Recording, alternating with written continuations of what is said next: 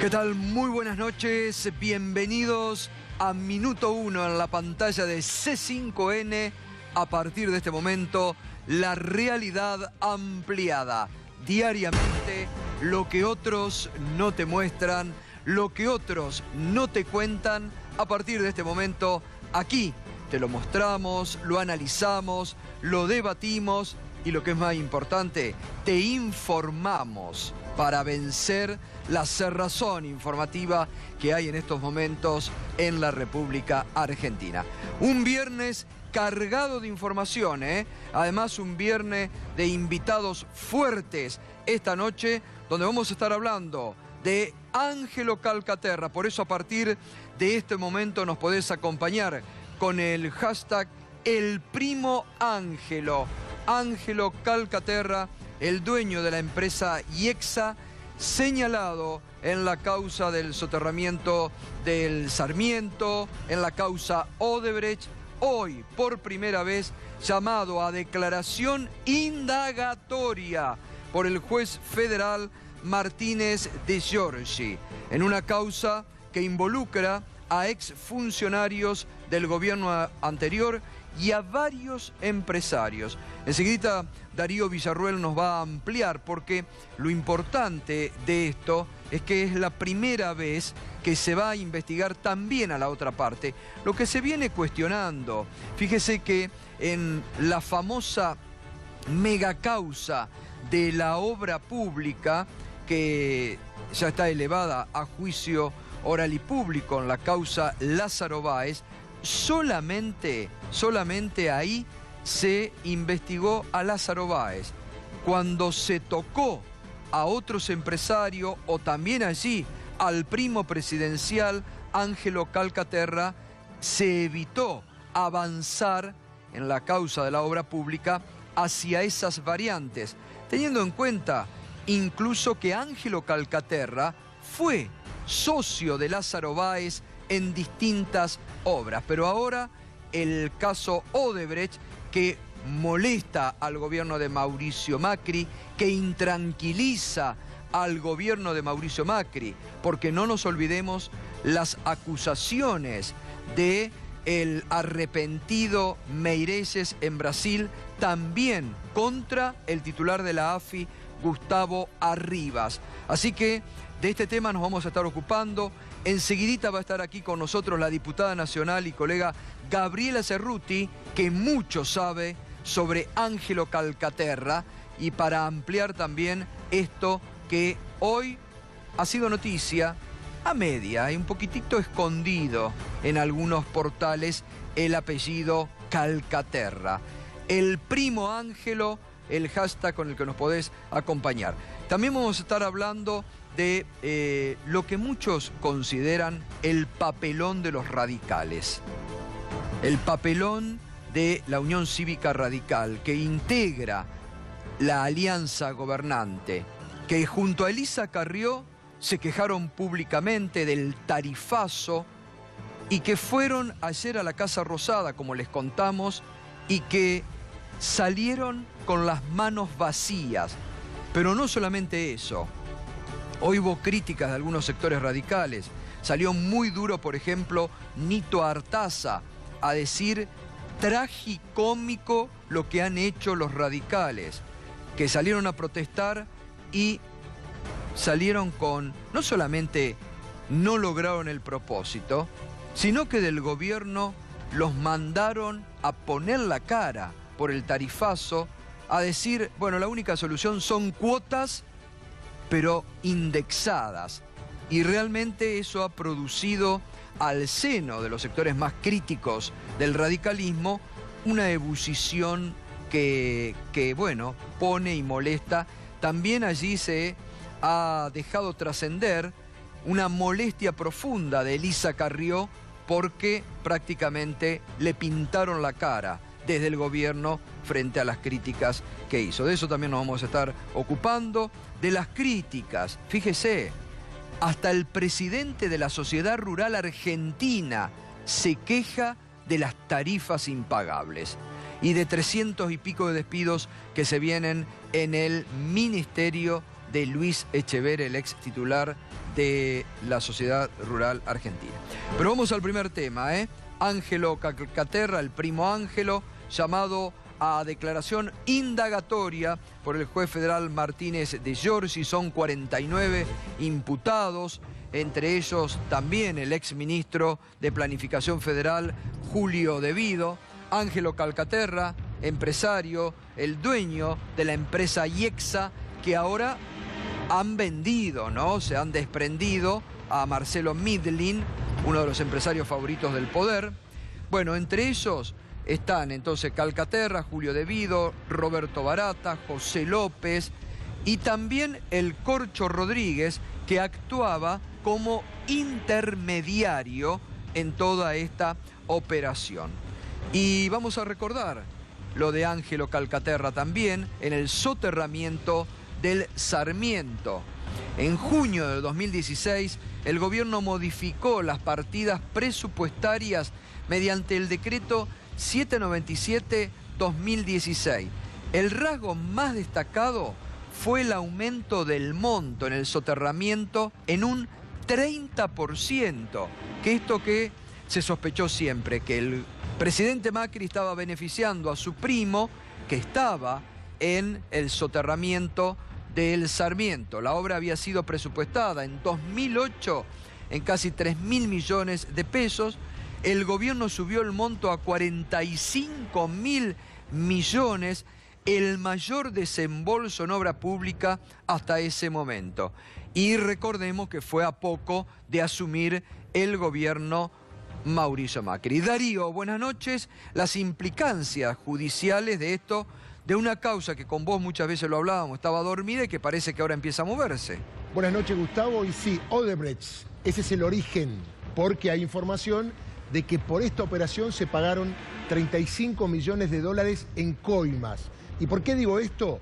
Porque esto se diferencia de otras causas, también donde hay empresarios, pero se investiga el sobreprecio. Acá no es el sobreprecio, acá es dinero que se habría dado por parte de Odebrecht a empresarios para que a su vez se lo den a funcionarios para que le adjudiquen una obra. Pero acá lo importante, como decías vos, es el tema de que aparecen los corrompidos y los corruptores.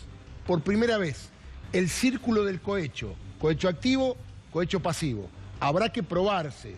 Todos gozan, como decimos aquí, de la presunción de inocencia. Pero Martínez de Giorgi hace tiempo que viene trabajando con una serie de pericias, examinando los contratos, y llegó a la conclusión que para la adjudicación algo raro hubo. ¿Y qué es lo raro? Aparentemente coimas. Por eso hay una batería de indagatorias desde el mes que viene hasta el 17 de octubre. Mirá qué fecha donde todos van a pasar, van a prestar su declaración indagatoria, que es el acto de defensa por excelencia, y a partir de allí, seguramente para fin de año, el juez va a separar de los 49 a quién procesa, a quién le dicta la falta de mérito o eventualmente a quién desvincula de la causa. Ahora, Darío, también lo interesante para tener en cuenta acá que vía videoconferencia va a declarar Marcelo Odebrecht, que creo todavía sigue en prisión en Brasil, ¿no? Está con prisión domiciliaria, obviamente él confesó, y está previsto por Martínez de Giorgi y también por el fiscal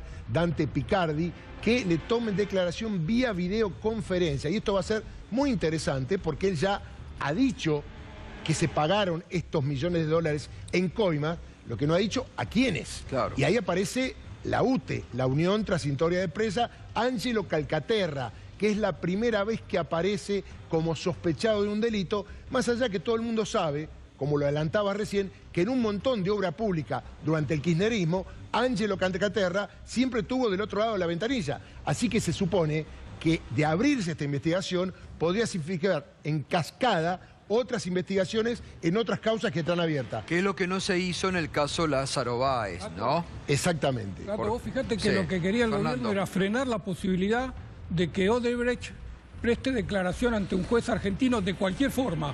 Por eso se impulsó la ley del arrepentido en el Congreso, que lo buscaba era dar al gobierno la facultad de la investigación, sacarla de la justicia y pasársela al gobierno para proteger especialmente estos casos, como el de Calcaterra, ¿no? Querían tener la potestad de administrar cualquier declaración que preste Odebrecht a través de presencia física o como va a ser ahora a través de una videoconferencia. Así que el gobierno intentó por todos los medios evitar esta declaración. No lo logró, vamos a tener la suerte de escucharlo y ver qué es lo que declara, ¿no? Recordemos, Gustavo, la reunión de los procuradores, cuando estaba Gil Carbó, donde obviamente se les negó información porque tenían miedo que mediáticamente se den nombres, datos, información, que en Brasil es sagrado. Claro. Cuando está algo firmado, no pueden los medios, so pena de sanción, publicar nada que perturbe una investigación judicial. Nada que ver con la Argentina, ¿no? Donde sale primero en los diarios y después en los medios. No, además acá no hay que olvidarse, ¿te acordás, Darío, que el gobierno había dicho, bueno, en esto que vos comentás, ¿te acordás que habían viajado a Estados Unidos? Tal cual. Que decían que tenían mucho interés en el caso Odebrecht, pero cuando apareció el apellido Calcaterra, pararon todo. Pararon, acallaron el tema, desapareció el tema de los medios. Incluso hoy era hasta risueño ver cómo algunos portales titulaban, ¿no? Con los nombres, decían funcionarios K y empresarios, ignoraban el nombre de Ángelo Calcaterra, ¿no? Es decir, es un tema que le pesa al gobierno, que le pesa a Cambiemos y que está muy relacionado también con lo que vinimos hablando en estos días, con lo que la obra pública que se viene, con lo de Eduardo Costa, el senador santacruceño, que pidió lisa y llanamente sobreprecios para obra pública en Santa Cruz, ¿no? Sí, y además déjame agregarte respecto del tema de, yo digo, corruptores y corrompidos, porque en el mundo capitalista actual, el otro día hizo declaración Raúl Zaffaroni, el tema de la no investigación del que paga es común en Latinoamérica. Siempre se acusa a integrantes de gobiernos populistas como que reciben, pero nunca se investiga la otra pata, los que dan, los que tienen el poder, los que pueden corromper. Y está bueno que esto se aclare, ojalá esto llegue a juicio oral, para saber de dónde viene el dinero, por qué se corrompe y por qué, de alguna manera, los funcionarios están a la expectativa de que esto pase. Me parece que es muy interesante a nivel nacional que se pueda ventilar cómo es este negociado y cómo circulan las coimas para distribuirla. Y por qué siempre parten del lado que corrompe. Claro, totalmente. Por eso destaco, ¿no? Es muy importante este paso que se da, porque en la causa, reitero, como veníamos diciendo, Lázaro Báez, se pidió, incluso te acordás que la expresidenta Cristina Fernández de Kirchner dijo, bueno, si quieren, abran el juego. Citen a todos los empresarios. ¿Te acordás que había una lista de empresarios, Fernando, también, que integraban la Cámara Argentina de la Construcción? Todos, estaban todos. Y Lázaro no era el primero. No, Lázaro no era el primero. De ninguna manera. Incluso Calcaterra entra en este proyecto después de la licitación original. Él no estaba en el primer consorcio que se adjudicó la obra. Estuvo en una de las renegociaciones y a partir de esta obra y de la investigación de este caso tuvo que vender la empresa. Claro. Porque el presidente vio que ya lo manchaba, entonces decidió desprenderse de esta empresa y ahora está bajo la órbita. Que para algunos es... Que, ¿te acordás que ahí, ahora cuando venga Gabriela Cerruti sostiene que incluso había participación de Macri y que ella sostiene que está un poco esa venta en un panorama difuso, ¿no? Bueno, todas las empresas que vendió el grupo Macri están en un panorama difuso. Venta ficticia. Sí, siempre quedó la sospecha, ¿no?, de que fueron testaferros y que pertenece todo, sigue perteneciendo al mismo grupo familiar, ¿no? Digo, así es. Esta obra pudo avanzar a partir del 2016 porque el gobierno de Macri decidió poner la plata del bolsillo del Estado. Claro. Las empresas tenían que prestar el financiamiento, como nunca lo lograron, el Estado se comprometió a financiarla y hizo los primeros desembolsos. Por lo tanto, Macri le pagó parte de este contrato a este grupo, a esta UTE, donde está la empresa de Calcaterra, donde está la empresa que pertenecía a Calcaterra, que se llamaba IEXA, aunque ahora ya cambió de nombre. Sí. Así que el gobierno de Macri fue el que hizo el primer desembolso para que esta obra se pueda concretar. Bueno, muy bien, enseguida va a estar Gabriela Cerruti, vamos a ampliar todo este tema para que usted esté debidamente informado, porque seguramente no te lo van a contar en otro canal o en algunos medios. Ahora, ha sido esta una semana dura nuevamente para el gobierno de Macri, la semana del ruidazo que se sintió y se escuchó muy fuerte. Anoche, la marcha de las velas, que fue realmente multitudinaria, donde distintos sectores de la sociedad se expresaron por las tarifas impagables. Y además ha sido en temas judiciales, estamos comentando lo de Ángelo Calcaterra, pero también ha sido la semana en que una exponente de Cambiemos, la exintendenta de Resistencia, Aida Ayala, que fue tomada en un momento en Chaco como símbolo de Cambiemos, la justicia ha pedido el desafuero. Fue a declaración indagatoria, esta semana estuvo Aida Ayala y ahora el juez ha pedido el desafuero de la diputada nacional de Cambiemos, Aida Ayala. Vamos a recordar de qué se la está acusando en una semana negra para el gobierno de Mauricio Macri. En 2014, la por entonces intendenta de Resistencia, esto dice la justicia, montó una ingeniería para beneficiar a la empresa PIM, Sociedad Anónima, con el negocio de la recolección de residuos en la ciudad. Se la acusa de ser la jefa de una asociación ilícita agravada que lavó dinero público, defraudó a la administración pública y se enriqueció ilícitamente, todo agravado por ser funcionaria pública. Esta es la acusación del fiscal Patricio Sabadini. Sigue la acusación contra esta destacada dirigente, diputada nacional de Cambiemos.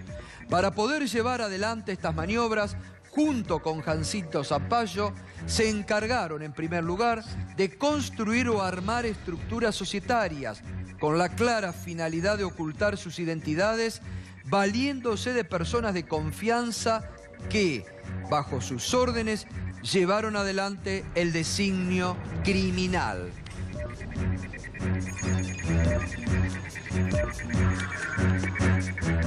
Maniobras, se la acusa, fraudulentas por 260 millones de pesos. Era la estrella de Cambiemos en Chaco, incluso por el propio presidente puesta, como veíamos, sacándose fotos, y ha llegado ya el pedido del juez de desafuero, que según tenemos entendido está dormido en el despacho del presidente de la Cámara de Diputados, Emilio Monzó. El gobierno parece que quiere evitar el escándalo. Ahora, vos lo comentabas esta semana también, Darío, ¿no? ¡Qué doble vara! Cuando fue lo de Julio De Vido, ¿te acordás? Que un día para el otro, con gran presión, titulares en los medios, esto no fue titular de algún medio, pero fue titulares y la presión pública y del gobierno decía, desafuero ya. Ahora Cambiemos promete, vaya a saber cuándo, que va a debatir el desafuero. La verdad que estos delitos, jefa de una asociación ilícita y otros más, son mucho más graves que el delito que le acusaban a Julio De Vido, que era administración fraudulenta, cuya pena máxima es de 6 años de prisión. Sin embargo, allí el fiscal Stornelli y el juez obligado por Stornelli y la Cámara, Luis Rodríguez, pidió el desafuero. Uno dice, ¿se tomaron un tiempo para leerlo, para analizarlo? ¿Leyeron la resolución? No. Rápidamente, reunión en diputados, votación, preso De Vido. El tema es la misma vara. Esto ya está, ya declaró. Claro. De Vido no había declarado. Exactamente. Ya declaró, se presentó ante la justicia, dice que ella, si tiene que ir presa, va a ir. Bueno, está la pelota en la cancha de los diputados. Lo está mirando todo el país. Si no, va a quedar claro que el gobierno hace lo que quiere. Cuando le conviene, porque es del gobierno anterior, rápidamente desafuero. Y ya con esto quedaron pegados, porque más allá de la discusión si corresponde o no, ya la jurisprudencia del Congreso dice, ¿te piden el desafuero? Adelante. Bueno, ahora tendrán que hacer lo mismo, más allá de la culpabilidad o no de la diputada, que ratificamos, goza de la presunción de inocencia. Totalmente. Lo digo siempre porque esta es la idea de este programa, ¿no? No acusar ni juzgar a nadie. Es muy importante, Darío, lo que remarcás, y es muy importante que lo remarques, ¿no? Porque como bien decís vos, nosotros no somos ni fiscales ni jueces, como se arrogan esa facultad otros colegas, ¿no? Ahora, el tema este lo planteó el propio gobierno y el propio Cambiemos en la Cámara de Diputados. Esta semana, por ejemplo, la diputada nacional Graciela Camaño se los hizo notar y le dijo, ¿dónde está el pedido de desafuero? Si fueron tan rápidos para actuar con Julio De Vido, ¿por qué no están actuando de la misma forma con la diputada Aida Ayala. Bien, el tema tarifas ha desatado una interna fenomenal y muy fuerte en el seno del gobierno nacional. Los radicales prometían ir con todo, se fueron con las manos vacías, han quedado frente a la opinión pública realmente muy descolocados. Lo mismo le ha pasado a Elisa Carrió. Desde el gobierno le han pintado la cara porque le dijeron: las tarifas no se tocan. Además, ustedes salgan y aclaren. En esto, Fernando, vos tenés un dato muy interesante, ¿no? Sobre este tema de las cuotas, que aparentemente no fue una propuesta de los radicales, sino que ya estaba previsto. Es que la propuesta que llevaban los radicales a la reunión con el presidente era mucho más generosa para los usuarios, para los consumidores. Lo que salió de la reunión era una propuesta muy lavada y aparentemente, o ya está muy confirmado, había sido acordado por el ministro Aranguren con las distribuidoras a fines de marzo. Esto es, no tuvo absolutamente nada que ver con la reunión del presidente con los radicales. La propuesta de financiar había sido acordada entonces por Aranguren con las distribuidoras a fines de marzo, incluía este proyecto que era 3 partes de la factura se abonan, una parte se puede financiar hasta en 6 meses con tasa de interés. Hoy se estaba haciendo un cálculo que esa tasa de interés iba a ser de 1.9% mensual, por encima de la inflación, por lo menos la inflación que se espera hacia adelante, ¿no? Si uno mira lo que pasó en estos últimos meses, está ahí. Pero el gobierno dice que la inflación va a bajar. Bueno, la tasa de interés que están planteando aplicar es de 1.9%. Esto es, imagínate, Gato, vos consumiste 1.000 pesos de gas entre mayo y junio, vas a poder pagar a partir de octubre, cuando te llegue la factura, 3 cuotas mensuales de 250 pesos y los otros 250 pesos financiarlo en 6 cuotas. Lo terminás de pagar a mediados del año que viene, cuando ya tenés además tenés 2 incrementos más, porque a fines de octubre viene uno y en abril del año que viene tenés otro, ¿no? Fíjense, y vamos a repasar lo que hoy, un sincericidio total, porque el gobierno que viene diciendo, bueno, se terminan acá los aumentos. Hoy salió el ministro del Interior, Rogelio Frigerio. Fíjense lo que dijo Rogelio Frigerio, ministro del Interior de este gobierno, sobre los aumentos. En declaraciones a un diario de Salta: las tarifas y los servicios básicos tienen un costo y ese costo, por supuesto que hay que pagarlo. Estábamos con tarifas muy lejanas a ese costo y por eso tenemos que hacerlo de manera gradual. Recién al 4º o 5º año de este camino, las tarifas van a llegar al nivel de su costo de producción. 4º o 5º año de este camino, es decir, que está hablando de 2019 o 2020, Rogelio Frigerio, para terminar con lo que ellos consideran. Con esto también salió hoy la gobernadora María Eugenia Vidal a decir: no, las tarifas están muy atrasadas, no se pagaba lo que realmente se debía pagar. En un momento donde, lo hemos visto acá durante estas últimas semanas, realmente hay mucha desesperación y angustia en muchos sectores.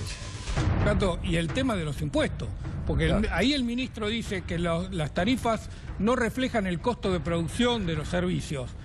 El problema acá es que además de incrementar el precio de la tarifa, no tocaron los impuestos. Y no es lo mismo aplicar un impuesto de 21% de IVA sobre una factura de 100 pesos que aplicarla sobre una factura de 2.000 pesos, ¿no? Bueno, hoy la crítica vino del sector menos esperado por el gobierno. El presidente de la Sociedad Rural Argentina también se quejó públicamente y en la radio de Telam, de la agencia oficial, del impacto negativo sobre el sector que van a tener los tarifazos. A toda la actividad le pega porque nosotros transportamos, fletamos sobre base de gasoil, entonces todo lo que tiene que ver con aumentos del precio del gasoil realmente es un impacto directo. Pero también actividades que necesitan riego, por ejemplo el arroz o muchas otras actividades, así que necesitan efectivamente mucha energía para poder, digamos, producirse, porque necesitan mucha agua. En los casos en que usan electricidad vemos que hay unas tarifas que realmente son imposibles de pagar y de hecho hace que muchas veces no se pueda hacer ese cultivo. Lo mismo que, digamos, todo lo que es la fruticultura, que necesita tener en cámaras por mucho tiempo para encontrar las ventanas de exportación, las mercaderías, y eso también les ha pegado muy duro. Así que hay una cantidad de... Y por supuesto no hay que hablar, digamos, a los productores rurales, que vivimos muchas veces en el medio del campo, donde ha llegado la electrificación rural, pero que también ahí hay que mirar muy detenidamente cuáles son los sobrecostos que ponen los municipios, que ponen las provincias, porque hay una cantidad de impuestos asociados que hacen que las tarifas estén carísimas y hoy, digamos, no se pueda resistir, ¿no? Bueno, allí estaba el presidente de la Sociedad Rural Argentina hablando de tarifas imposibles, Hasta el mismo sector que ha sostenido a este gobierno y que está recibiendo muchos beneficios de este gobierno, se está quejando de, para ellos, tarifas imposibles, para nosotros tarifas impagables como para el resto de los ciudadanos. Ahora, fíjese usted cómo los principales socios de este gobierno también están poniendo el grito en el cielo sobre el tema de las tarifas. Alfonso Pratgay, el ex ministro de Economía de este gobierno, está siendo en estos momentos un poco el asesor económico de la Unión Cívica Radical. Tiene intenciones de ser candidato a gobernador en la provincia de Tucumán, Alfonso Pratgay. Incluso está recorriendo mucho Tucumán. Y ha sido muy duro en las últimas horas por el tema del tarifazo, pero aparte por el tema económico. Lo escuchamos, la opinión de Pratgay respecto a las tarifas. En el marco de una economía que crece menos de lo que se podía prever, por algo difícil de pronosticar como es la extensión y la intensidad de una sequía, creo que es razonable sentarse a discutir si realmente conviene, en un marco donde hay un sector que era muy dinámico de la economía, que estaba creciendo y ya no crece, en un momento donde la obra pública ya no tiene la fuerza que tenía el año pasado, si además le queremos agregar a esas dos cuestiones el peso de este ajuste de tarifas, que aunque esté en la ley, es un peso fuerte en un momento donde la economía está tratando de recuperarse. O sea, entiendo que su posición es como la del radicalismo, digamos, en este punto. O sea, usted apoya al reclamo o al pedido o a la propuesta que hizo el radicalismo. Yo creo que el radicalismo fue muy civilizado, muy democrático. Me parece que es la manera en que tienen que funcionar las coaliciones. No está mal que haya disidencias internas. Nadie se puede creer el dueño de la verdad. Y para un gobierno que cada vez que tiene la oportunidad se ensalza en el funcionamiento del equipo, nada mejor que tener un equipo amplio donde se discutan estos temas. Ahí una patadita, doble patadita, habló del equipo, pero también fue crítico justamente Pratgay porque le dijo al gobierno que les falta un ministro de Economía y coordinar. Críticas que vienen surgiendo del propio Riñón. Lo escuchamos. Al principio creyeron que el Banco Central podía resolverlo todo. Después, con la modificación de la meta, me parece que hubo un intento de pasar de lo que los economistas llaman el ancla monetaria al ancla salarial. Entonces, ahí la responsabilidad cayó en Jorge Triaca y en los distintos acuerdos salariales. Pero bueno, después vino el aumento de tarifas, ¿no? Yo lo que creo, y vos lo decías al pasar en la introducción, y yo lo puedo decir porque lo dije desde que estuve en el gobierno, mientras estuve y mientras no estuve, me parece que eso demuestra que falta una visión general, falta un ministro de Economía que esté viendo qué es lo que pasa en cada lugar. O sea, ¿usted cree que hoy falta un ministro de Economía fuerte que maneje toda la cartera económica? No tengo ninguna duda, porque si no, Aranguren puede estar haciendo el trabajo que le pidieron, Sturzenegger puede estar haciendo el trabajo que le pidieron, Cabrera puede estar haciendo el trabajo que le pidieron, pero si no hay alguien que está compaginando eso con la visión general que habitualmente tiene un economista, podés llegar al punto donde que uno cumpla su objetivo es contradictorio con el objetivo del otro. Bueno, una crítica velada también de Pratgay, que no ha superado indudablemente que lo echaron del gobierno al propio presidente, ¿no? Al propio presidente Macri, porque dice, hay como la falta de alguien que mire, dice el ministro de Economía, pero dice, falta alguien que mire. Ahora, en este contexto, donde, reitero, Pratgay está siendo asesor económico de la Unión Cívica Radical, donde los radicales intentaron despegarse del tarifazo y el gobierno les terminó diciendo, momentito, ustedes sabían del tarifazo, sabían cómo se iba a implementar. El presidente del radicalismo, gobernador de la provincia de Mendoza, Osvaldo Cornejo, también hay una cuestión política. Los radicales están, presionando porque quieren ubicar el año próximo en la fórmula presidencial, ya sea con Macri o con otro candidato de Cambiemos, quieren ubicar al vicepresidente. Y el macrismo, el macrismo duro, no quiere saber nada de tener a un radical en la fórmula. Y lo expresa el asesor presidencial que más escucha a Macri, para alegría de los radicales. Mire lo que dijo Jaime Durán Barba. Los radicales no existen electoralmente. Me imagino que estarán contentísimos los radicales que forman parte de la alianza electoral, ¿no? Los radicales no existen electoralmente. Lo dijo así, como lo suele decir el principal asesor y al que más escucha Mauricio Macri y Marcos Peña, Jaime Durán Barba, descartando de lleno que puedan integrar una fórmula presidencial. Así que los ha dejado. Hoy el que salió muy duro respecto a la postura por tarifa y a lo que dijo Jaime Durán Barba fue Nito Artaza. Escuche lo que dijo. Durán Barba lo mejor que podía hacer es callarse y los radicales meter una buena patada a Durán Barba. Que se deje de joder, de seguir perjudicando a uno de los grandes partidos de Latinoamérica y además a la Argentina con conceptos que sirven para engañar al electorado. Es muy bueno para engañar al electorado. Pero resulta que ahora estamos viviendo las consecuencias de ese engaño, la está viviendo la población argentina. Y tenemos una gran oportunidad en las próximas elecciones para revertir esta situación. Pero la cúpula que eligió este acuerdo con el macrismo, para acompañar a Macri a la presidencia, es la que se equivocó y hoy ya no está. Este grave error histórico al radicalismo, lo que propone Aranguren o lo que propone Macri, es absolutamente contradictorio a lo que es el radicalismo. Nada tiene que ver con lo que se propone. Están las antípodas de nuestro pensamiento, nuestros principios. Bueno, muy duro Nito Artaza, no solamente respecto a Durán Barba, que dijo le tienen que pegar una patada ahí, sino respecto a la postura histórica del radicalismo, ¿no? Darío, sobre el tema tarifas tenés otra punta, ¿no? Sí, tiene que ver con que quién podrá salvarnos. Y apuntábamos a la justicia y decíamos que debe haber jueces valientes. Bueno, hay un juez federal de La Plata, Adolfo Yulu, que ya actuó ante un pedido de la CEPI, que es una ONG que ya intervino, ¿te acordás cuando fue el tema de las tarifas en la Corte Suprema de Justicia?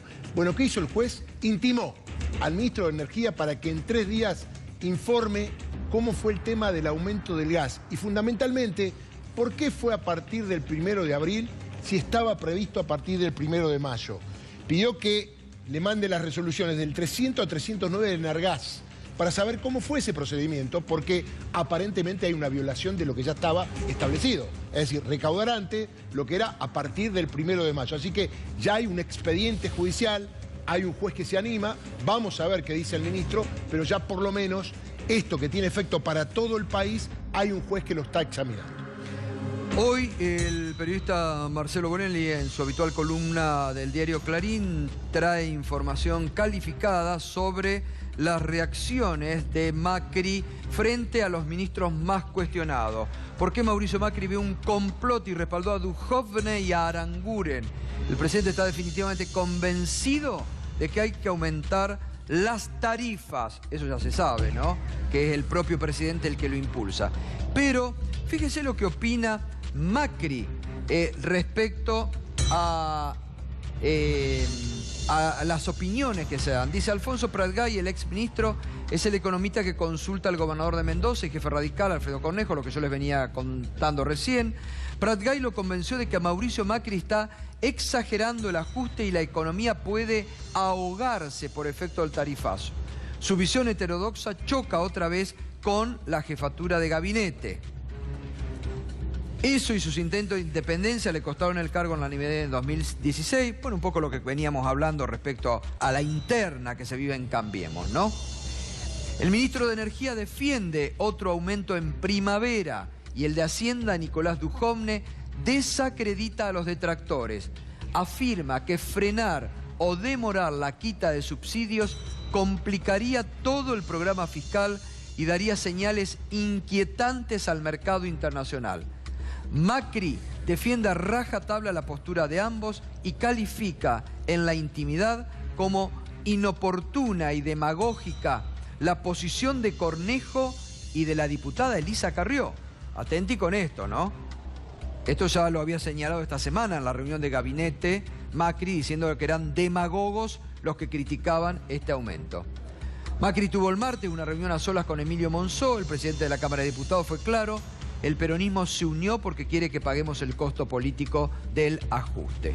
La semana que viene va a haber una nueva sesión especial en la Cámara de Diputados, donde otra vez los bloques de la oposición van a actuar en conjunto.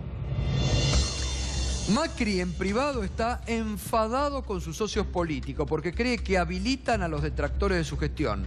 El presidente sostiene que hay una suerte de complot contra la Casa Rosada apuntando hacia otra cosa. Quieren trabar, dice, la robusta recuperación económica y los índices positivos. El asesor presidencial Jaime Durán Barba es el ideólogo de excluir a dirigentes de la Unión Cívica Radical, de Futura Fórmula. Los radicales no existen electoralmente. Bueno, es lo que hablamos. Pero además ha trascendido que en las últimas horas el propio Mauricio Macri, atención, ¿no? Porque esto habla de la ética, de la doble vara que tiene el gobierno y Macri, consoló al ministro de Economía Nicolás Dujovne, acusado de haber evadido 20 millones de pesos y después de haber blanqueado, diciéndole, no les hagas casos, son operaciones, yo las he sufrido. Ahora fíjese, un presidente sobre un ministro al que están acusando de haber evadido y de haber blanqueado, y el presidente diciéndole, no te preocupes, como ha dicho sobre Caputo con las offshore. ¿Por qué los buscan antes? Realmente una doble moral y una ética peligrosa, porque como siempre decimos, ha sido el propio gobierno el que puso la vara muy alta y antes, cuando ellos eran oposición, criticaban y objetaban duramente estas cuestiones, que ahora parecen llamativamente y peligrosamente avalar. Igual, Gustavo, déjame aclarar, Sí. tanto Dujovne como Aranguren obviamente son ministros, Sí. pero el ajustador es Macri. Y Está obvio. claro que Mauricio Macri pone la cara por sus ministros. Sí, Acá sí. no hay fusible, es el ajustador de los argentinos, Mauricio Macri, y que quede claro, porque eventualmente sale a defender las políticas de cada uno, no reconoce un solo error, no da vuelta atrás ni un paso. Está claro que esto lo quiere el presidente de la Nación. Obviamente, obviamente. Pedro Brigger, también presente en esta noche con la agenda internacional. Pedro, ¿cómo estás? Buenas noches. Buenas noches, Gustavo. Efectivamente, un hecho importante. El domingo hay elecciones en Paraguay. Les recuerdo que no hay segunda vuelta, por lo tanto, el que obtiene mayor cantidad de votos, aunque más no sea por uno, se convierte en presidente de Paraguay. Los dos grandes candidatos son Mario Abdo por el Partido Colorado y Efraín Alegre por una alianza que se llama Ganar, que incluye a liberales y a aquellos que apoyaban en su momento a Fernando Lugo.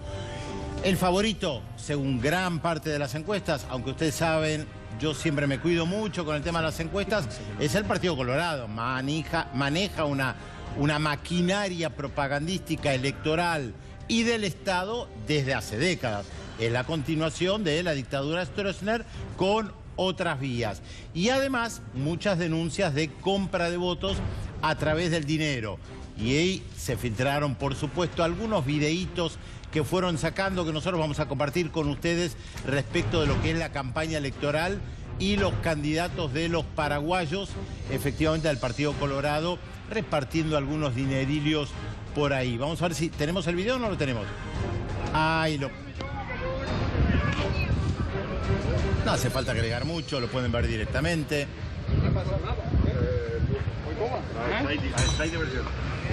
Ahí tenemos una de las principales figuras del Partido Colorado.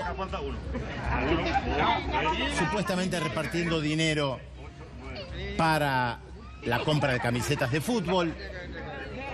Algo bastante usual como forma indirecta de compra de votos, es lo que dicen muchos paraguayos. Ahí está, esto circuló mucho en el Paraguay, por supuesto. Los medios de comunicación también bastante es hasta casi, te digo, en vez de llorar, Pedro, es para reírse un poco. La forma en que reparten billetes comprando votos directamente, ¿no? Bueno, dice que es para las camisetas de fútbol de un equipo. Es una colaboración, ¿no? Bueno, es una colaboración, sí, porque los chicos necesitan la camiseta. Ahora, hay que prestar mucha atención a las elecciones en Paraguay, porque UNASUR está viviendo una crisis muy profunda y hoy la Cancillería de Paraguay a las 5 de la tarde emitió un comunicado donde dice que Argentina, Brasil, Chile, Colombia, Paraguay y Perú se van a alejar de manera temporal de UNASUR. Son los únicos que lo dicen oficialmente. Están circulando muchas versiones de una carta que se le envió por parte de estos 6 países a la dirección de UNASUR, que hoy es Bolivia.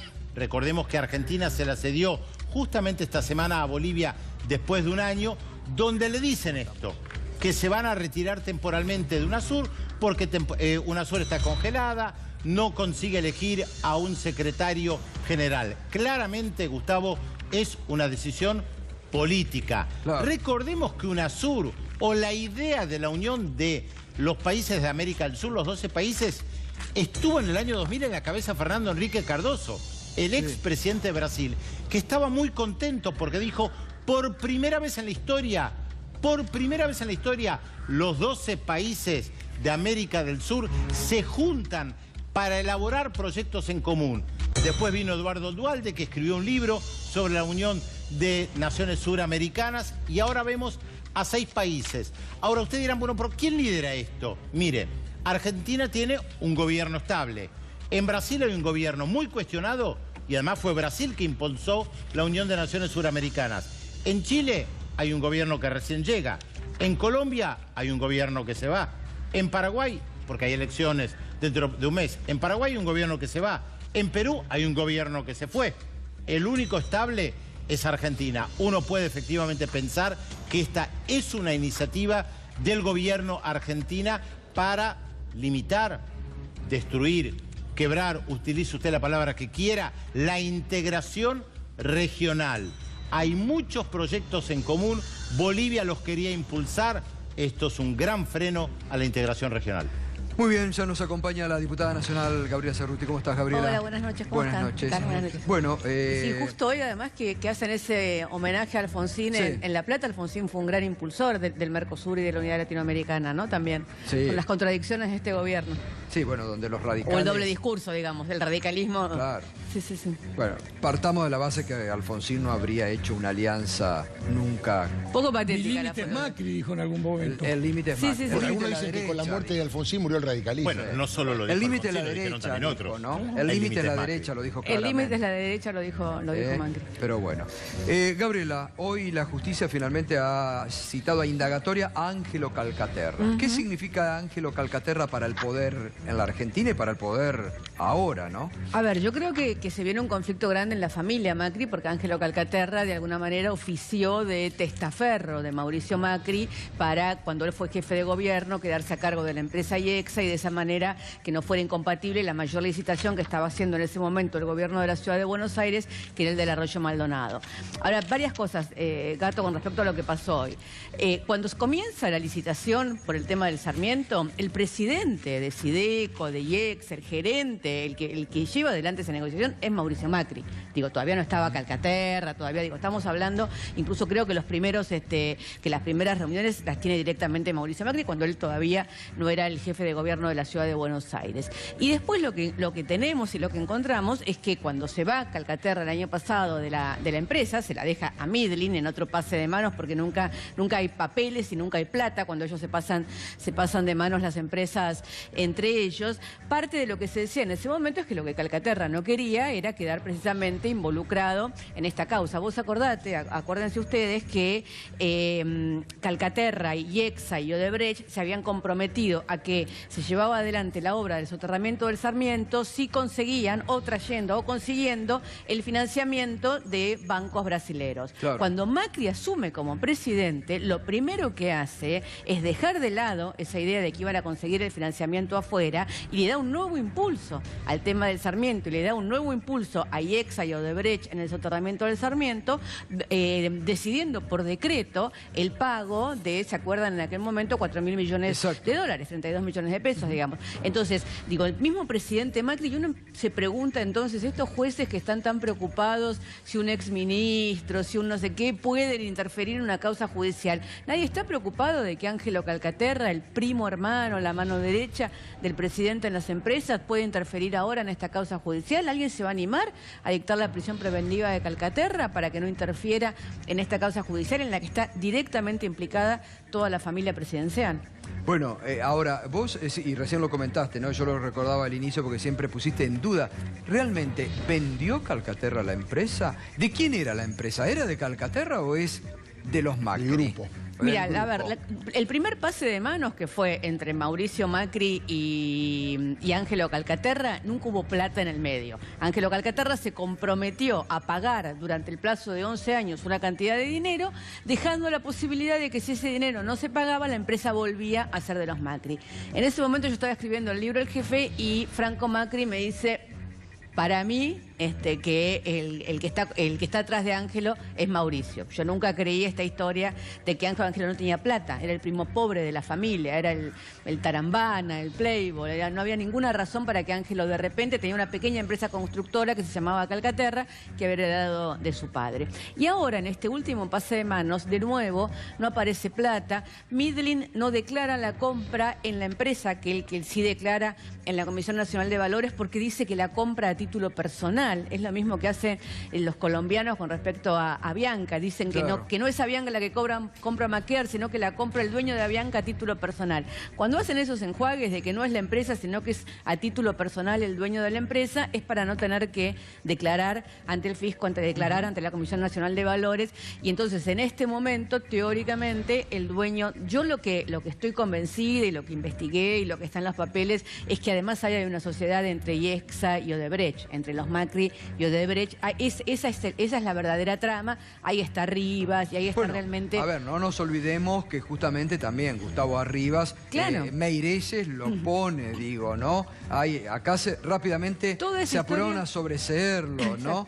Pero hubo un arrepentido. El gran socio de Odebrecht en la Argentina son las empresas de Macri, son Sideco, Sogma, IEXA, y la verdad es que ahí hay un pase de plata a través del banco con el que Odebrecht pagaba las coimas, que llega y se convierte en capital dentro de Sideco, justo en el año en que Odebrecht estaba pagando coimas por toda Latinoamérica para llevar adelante las obras. Digo, el tema del soterramiento del Sarmiento es un tema que había empezado en la gestión de Jaime y que después se frena en el gobierno nacional cuando ven que era muy raro todo ese contrato y todo eso que se había hecho. Entonces se cambia el contrato para pedir que no fuera con inversión del gobierno, sino con el financiamiento brasilero. Y esto termina porque, digo, acá si hubo coima, si ese soterramiento estuvo mal dado, si esa licitación estuvo mal dada, ¿por qué el presidente Macri lo primero que hace cuando asume es, por un decreto de necesidad y urgencia, habilitar que se le pague una cantidad de dinero a la empresa IEXA por esa obra? No, y además ahí no se eleva lo presupuestado en un 20%, se eleva lo presupuestado. Exacto. ¿No? Se eleva lo presupuestado porque piden una redeterminación de precios, dicen que por eso estaba parada, después dicen que no habían conseguido el financiamiento externo por las causas en las que estaba involucrado Odebrecht en Brasil. La cuestión es que el primer acto de gobierno, casi, tiene dos actos de gobierno en realidad, solo que de uno nos enteramos más tarde, que fue lo de la condonación de la deuda del correo, ¿no? Pero los primeros actos de gobierno del presidente Macri en sus primeros meses de gobierno fueron todos para la fortuna familiar, digamos, para preservar la fortuna familiar. Porque aún en el caso de que ese pase de papeles con Midlin haya existido de verdad, Midlin por otra parte, que ahora es el dueño de la mitad de la energía argentina, la otra mitad la tiene Nicolás Caputo y Midlin tiene la mitad de lo que se llevan con nuestras tarifas. Digo, también es cierto que si vos tenés una empresa a la que le das todas las licitaciones y encima haces un decreto de presidente diciendo que le van a dar 4.000 millones de dólares en los próximos 6 meses, es mucho más fácil vender esa empresa. Ahora, la verdad que vos lo venís marcando marcando desde hace mucho tiempo y para tu tarea, ¿no? Digo, para nosotros los periodistas cuando durante mucho tiempo, ¿no? Y parece que a veces en soledad decís cosas y dicen, ¿qué dice? ¿Qué dice? Claro. Y después los hechos se van comprobando. Ahí hay un punto que recién vos marcabas. Porque este accionar que ahora estamos viendo con Calcaterra y con distintos actores, ¿no? Porque fue socio de Lázaro Báez también, claro. Calcaterra, ¿no? Digo, cuando se produjo el primer tarifazo... Tienen el mismo domicilio fiscal, Lázaro Báez y Yexa. Bueno. Tienen el mismo domicilio fiscal, Lázaro Báez y Yexa. Sin embargo, en la causa famosa de Lázaro Báez nunca lo llamaron a Ángelo Calcaterra. Porque se pasaron estos 2 años tratando de desviar las causas para que nunca cayera involucrado los grandes contratistas del Estado. Ahí está, por eso nos preguntábamos. Esta es la primera causa donde los contratistas, porque son muchos más empresarios. Un montón. Son muchos empresarios, ¿no? Digo, las causas anteriores de Lázaro Báez trataban de ver cómo llegaban a la expresidenta. La propia expresidenta, recordábamos recién con Darío, dijo, pero abran toda la obra pública. Hay un proyecto de ley. Claro. Nuestro compañero de bloque, Adrián Grana, presentó un proyecto de ley para que se haga una auditoría sobre toda la obra pública desde el 2013 en adelante, porque se han dicho muchas barbaridades. Digo, Lázaro Báez tendrá que explicar todo lo que tiene que explicar, pero la verdad es que en cuanto a la cantidad de obras que recibió, que contrató Lázaro Báez con las de Yexa, con las de Odebrecht o con las de los grandes empresarios, digo, la verdad es que no tiene ninguna dimensión. Claro. Y lo que tienen que explicar estos grandes empresarios son cosas que ya están en los papeles en Brasil, por ejemplo, y en otros países. Fueron 2 años o más, ya llevamos 3 casi, ¿no? En los cuales la justicia intentó todo el tiempo pasar por el costado y no llegar nunca a hablar de lo que hay que hablar, que es quiénes son los grandes contratistas del Estado. Que por otra parte son los mismos de siempre, ¿no? Porque los Macri vienen haciendo esto desde los 70 en adelante. Pero yo te decía ahí, ¿no? Vos fíjate en esto del tema de los negocios. Cuando se produce el primer aumento de tarifas en el 2016, al poco tiempo la familia de Macri vende las acciones que tenía en una energética. Aumentan los peajes, venden la participación en Ausol. Estamos hablando ahora de los parques eólicos. Estamos viendo lo de Pharmacity en la provincia de Buenos Aires con Mario Quintana. Lo de Quintana es escandaloso. Escandaloso. Lo de Quintana lo sufrimos en la ciudad de Buenos Aires cuando logró que no pudiéramos prohibir la venta libre de medicamentos porque que era una ley nacional, la ciudad de Buenos Aires tenía que adherir. Votamos la adhesión a la ley nacional y Macri vetó esa ley por la presión de Pharmacity para que se pudieran vender medicamentos de venta libre en Pharmacity como si fuera un kiosco vender medicamentos. Mira, Gustavo, yo creo que la peculiaridad argentina de esta derecha que hoy nos gobierna y que gobierna en muchas partes en el mundo, esta derecha autoritaria que nos gobierna, es que además tienen atados los negocios personales, digamos, ¿no? Hay muchos, en muchos países, en Latinoamérica, en muchos lados, está gobernando la derecha y esta derecha autoritaria que hemos visto gobernada a través de golpes militares y ahora la estamos viendo gobernar a través de gobiernos votados por la gente y discutamos si no son democráticos. En la Argentina en particular lo que tenemos es un grupo empresario que además de eso guarda los negocios para sí y para sus amigos. Los 2 grandes negocios que son la obra pública y los recursos naturales. Y en los recursos naturales está desde la minería, hasta así como las joyas de la abuela en los 90 era privatizar las empresas de servicios públicos, hoy las joyas de la abuela es quedarse con la obra pública, porque ahora viene esto participación público-privada, que es el otro gran negocio que va a llevar adelante el gobierno, porque solo pueden entrar a esas licitaciones las grandes empresas constructoras amigas del gobierno y se están repartiendo los recursos naturales, la energía, las tierras en el sur, el petróleo, la minería. El tarifazo ¿a quién beneficia en definitiva? Bueno, pero nosotros... Tarifazo. Pero aparte, digo, da vergüenza es ver a los radicales, ver a Carrió, ver a todo. Bueno, Carrió es un caso aparte, ¿no? Porque cacarea y dice que va a hacer muchas cosas y se toma un avión y se va de vacaciones. Es una cosa que no tiene... A propósito del pedido de juicio político a Lorenzetti, todavía nada. Hace como 15 días que lo dijo. Es Mirta Legrano. No, a ver, yo soy vicepresidenta de la Comisión de Juicio Político. No logro que se reúna la Comisión de Juicio Político. Me dicen, pero ustedes quieren que apoyan el juicio de Lorenzetti. No sé, yo creo que se reúna, quiero que se reúna la comisión y que lo tratemos, digamos. Después vemos. Pero por lo menos reúnan la comisión para que lo tratemos. Y digo, salen de ahí y dicen, están muy preocupados los empresarios por lo que van a perder con... Ahora, ¿quiénes son los empresarios preocupados? El mejor amigo del presidente Macri y el nuevo testaferro del presidente Macri. O sea, Nicolás Caputo y Marcelo Middelin, que son las dos personas que manejan todos los negocios del presidente, son los que están preocupados por las cuotas en las que vamos a pagar las tarifas. Entre Middelin y Caputo ganaron 10.000 millones de pesos en las empresas energéticas durante el año 2017. Eso significa que ganaron 1 millón de pesos por hora. Ahora, Gabriela, es un despropósito pensar eso en un país con la crisis económica. Sí, eso vos lo comentaste, ¿no?, el otro día y nosotros lo destacábamos cuando tu participación en el Congreso, ¿no? No le entra en la cabeza a uno ese cálculo. Es que yo hago esos cálculos, nos estamos endeudando a razón de $2.500 por segundo. Entonces, en el tiempo que yo llevo sentada acá, ¿cuántos dólares nos hemos endeudado? ¿Entendés? Y ganan 1 millón de pesos por hora. En lo que dura tu programa, los señores se llevaron 1 millón de pesos, ¿entendés? Entonces, digo, y después le piden a la gente que haga el esfuerzo y haga el sacrificio de pagar más alta la tarifa de gas. ¿Para qué? ¿Para que ellos ganen 2 millones en lugar de ganar 1 millón? Digamos, ¿de qué es realmente de lo que estamos hablando? Te quería decir que está muy claro esto que estamos diciendo, pero ¿qué pasa con el pueblo, con la gente? Porque es muy claro, hacen los negocios, este gobierno hace negocio para sus amigos y se ve, seguramente, obviamente por la cerrazón informativa, pero ¿qué pasa con la gente? ¿No se da cuenta que este gobierno es de empresarios y los empresarios hacen negocios para ellos y no para este país? Mira, yo creo que la gente se da cuenta cada vez más, el ruidazo fue muy grande, la marcha de ayer también, vos te encontrás todo el tiempo en las redes sociales, lo único, es más, a veces te dicen, no hablen de otra cosa que no sean los tarifazos y qué sé yo, porque la gente está angustiada, realmente la gente no sabe cómo va a pagar la tarifa. Cuando pensás en el invierno, en que todavía no llegó la boleta de gas del invierno, digo, a la gente le van a llegar 5.000, 10.000 pesos de tarifa, gente que en la ciudad de Buenos Aires, por ejemplo, el promedio de la gente que tiene trabajo y que tiene trabajo en blanco en la ciudad de Buenos Aires es de 15.000, 20.000 pesos. No va a llegar. Digo, ¿cómo van a hacer para pagar las tarifas? Lo que es cierto es que este gobierno, durante estos 2 años, también formó parte de todo esto. Porque el gobierno, ¿qué hacía? Cuando no tenía cómo explicar lo que estaba haciendo en materia económica, te decía, pero lo otro es mucho peor. Los otros son todos corruptos, los otros se robaron todo, digamos, ¿no? Se robaron no sé cuántos PBI, las cosas absurdas que dicen todo el tiempo. Esa explicación, que eso sí es muy clásico, los europeos lo llaman el realismo capitalista, que es que como no pueden decirte que lo que están haciendo está bien, lo que te dicen es que todo lo demás es tremendamente malo. Y así se ha construido la imagen de este gobierno durante estos 2 años. Yo creo que ya no lo pueden sostener y que por eso la gente está cada vez más indignada. Quédate. Me quedo. Seguimos ahora, tenemos mucho más. Enseguidita vamos a abrir el debate sobre las tarifas. Es un tema que a usted le duele en el bolsillo, que es de preocupación.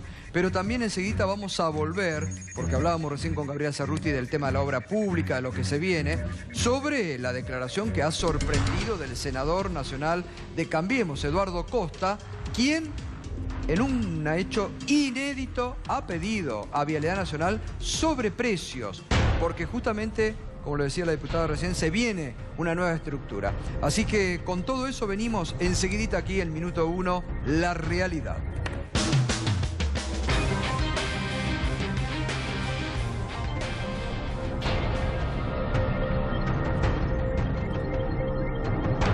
Continuamos esta noche en Minuto 1. Nos podés acompañar con el hashtag El Primo Ángelo, el día en que el juez federal Martínez Di Giorgi ha llamado a declaración indagatoria al dueño de la empresa IEXA, incluido en el caso Odebrecht en Las Coimas por el soterramiento de el Sarmiento Ángelo Calcaterra. Un tema, la causa Odebrecht, que salpica a Calcaterra, que hay mucha preocupación en el gobierno. Recordemos que cuando todo este tema se comenzó a ventilar, el gobierno, el ministro Garabano viajó a Estados Unidos, anunció con bombos y platillos que traían información, y cuando saltó el nombre Ángelo Calcaterra, se llamaron a silencio. Nadie más volvió a hablar del caso Odebrecht. Ahora es un juez federal el que pone sobre el tapete, que por primera vez llama a exfuncionarios y a empresarios para ver el tema de la obra pública. De esto estábamos hablando recién con Gabriela Cerruti, gran conocedora de todo el tema de la intimidad de los negocios de la familia Macri y de Ángelo Calcaterra. Enseguidita vamos a continuar dialogando con ella. Se suma también el economista Andrés Aciaín para hablar sobre el impacto de los tarifazos. Pasos, también Miriam Bregman y Leandro Santoro, enseguida con ellos. Otros títulos para tener en cuenta en nuestro programa: el primo Ángelo a indagatoria. Hay tarifazo para rato, ¿eh? El sincericidio del ministro Rogelio Frigerio, que dijo: esto es un proceso que va a llevar 4 o 5 años de normalización, le llaman ellos, de normalización de tarifas, de tarifazo. Y el gobierno necesita un ministro de Economía. La crítica despiadada del ex ministro de Economía, Alfonso Prat-Gay, que dice: falta un ministro de Economía fuerte, falta alguien, dijo, en el gobierno que tenga una mirada general de todos los temas, ¿eh? Pero además hoy el gobierno siguió adelante con la ola de despidos de empleados públicos. Fíjese de qué forma, porque el año pasado, estos últimos años, eran a través de comunicaciones, ahora es a través de, bueno, se está denunciando que va a haber un recorte de personal en agroindustria, el ministerio de Luis Echeverre, despidiendo a 330 trabajadores, pero además fíjese qué llamativo, porque no comunicaron, como en épocas anteriores, como fue en los anteriores casos, no comunicaron los despidos. El ministro mandó esta circular interna, que ahora vamos a poner, fíjese, importante, la Gerencia de Recursos Humanos del Ministerio de Agroindustria, importante. Informamos al personal que el día de mañana, por hoy, 20 de abril del 2018, se declara asueto por cuestiones operativas para las sedes de Casa Central del Ministerio de Agroindustria, edificios de Avenida Paseo Colonia Sopardo 1025. El ministerio también permanecerá cerrado durante el sábado 21 y el domingo 22. Las actividades serán retomadas el próximo lunes 23 de abril del 2018. Muchas gracias. Dirección General de Recursos Humanos. Es inédito esto. Ministerio cerrado, viernes, sábado y domingo. Uno dirá, ¿qué será? ¿Desinfección? ¿Desratización? ¿Limpieza?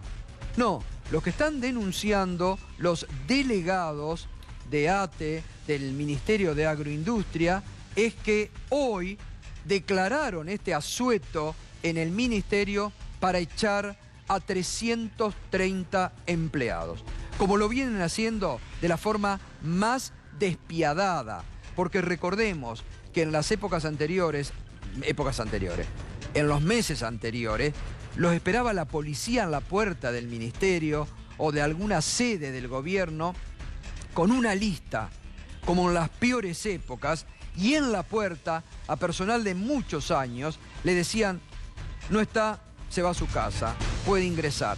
De una forma realmente cruel y despiadada en el trato. Ahora, Echeverre, con otros modales, declara en una forma inédita, reitero, asueto administrativo. Manda este comunicado que recién veíamos, ponelo Charlie si podemos, manda este comunicado de la Gerencia de Recursos Humanos, cuestiones operativas, inédito, un ministerio cerrado por cuestiones operativas, pero que reiteramos es para dejar en la calle a 330 empleados. Ahora fíjese, estamos hablando de áreas sensibles para un Estado, porque SENASA, por ejemplo, que la están totalmente vaciando, es la que tiene que cuidar, por ejemplo, que no ingrese o que no vuelva a ingresar laftosa a la República Argentina. Controles que no se están haciendo. O de la calidad de los alimentos que come usted, nosotros todos, y que se están dejando. De la misma forma que se está vaciando el INTI, que son organismos del Estado sensibles para la calidad de todos nosotros, pues están barriendo, como barrieron con áreas sensibles del Ministerio de Salud, áreas operativas, por ejemplo, para las áreas de vacunación, de atender los casos del dengue, que está volviendo a la Argentina. ¿Por qué? Porque se han vaciado esas áreas que para este gobierno son, en la planilla Excel, un gasto. Como dijo Macri, que no estaba dispuesto a aumentar el déficit pagándole a los maestros más altos. Porque volvemos al viejo concepto de los 90, que en educación es un gasto y que no está dispuesto a que el déficit se financie con el aumento a los maestros. Que hoy, recordemos, han convocado a un nuevo paro en la provincia de Buenos Aires y movilización para el próximo miércoles, porque la gobernadora Vidal no levanta la cuota, el porcentaje que les viene ofreciendo. Ahora, fíjese que mientras todo esto lo hacen para decir optimizar recursos del Estado, para cuidar el Estado, fíjese lo que salió hoy. El ministro Triaca, que se fue con los gordos de la CGT, de tour, de estudiantina, a Europa, en su momento, mire lo que gastó en ese tour para llevarse a los sindicalistas amigos, lo dice el cronista comercial hoy. Gira de Triaca con un grupo de sindicalistas a Europa le costó al Estado 3,5 millones de pesos. Luego del último paro boyano, el ministro de Trabajo llevó una delegación de 12 gremialistas a España, Holanda y Alemania, que fue costeada por fondos públicos. 3,5 millones de pesos para el tour de Triaca. ¿Por qué? Porque los sindicalistas no habían participado de la medida de fuerza de Moyano. Los premió. Si bien el gobierno respondió a la consulta a este diario por el costo total del viaje, no agregó la también reclamada discriminación del total de lo abonado. Por eso, por ejemplo, Trabajo no informó las aerolíneas utilizadas, los hoteles elegidos y si las comidas de la comitiva, como la que se muestra en una foto viralizada en Twitter por el periodista Nicolás Baldinotti, fueron parte de los viáticos otorgados. Esta es la foto de la que habla y que mostró en su momento el periodista Nicolás Baldinotti, que de Triaca, ahí está, de Triaca con Gerardo Martínez. A ver, ayúdenme, Fernando, si conoces a otro, Darío. Estaba... ¿Te acordás, Gato, que fueron la segunda línea de los sindicalistas? Claro, porque cuando se conoció que iban a hacer este viaje, fue un escándalo como correspondía, y la primera línea se bajó del viaje y Triaca se llevó a la segunda línea de los sindicatos. Bueno, sindicatos que, reiteramos, no habían participado de esa convocatoria del 21 de febrero de Hugo Moyano. Y la pasaron muy bien, parece. Acordaron el aumento, ¿no? Menos del 15%. Claro, ahí. O 15%. Entre cena y cena, claro, la pasaron muy bien, parece. Bueno, mientras por un lado dicen que tienen que ahorrar, Triaca se da estos lujos con los sindicalistas amigos.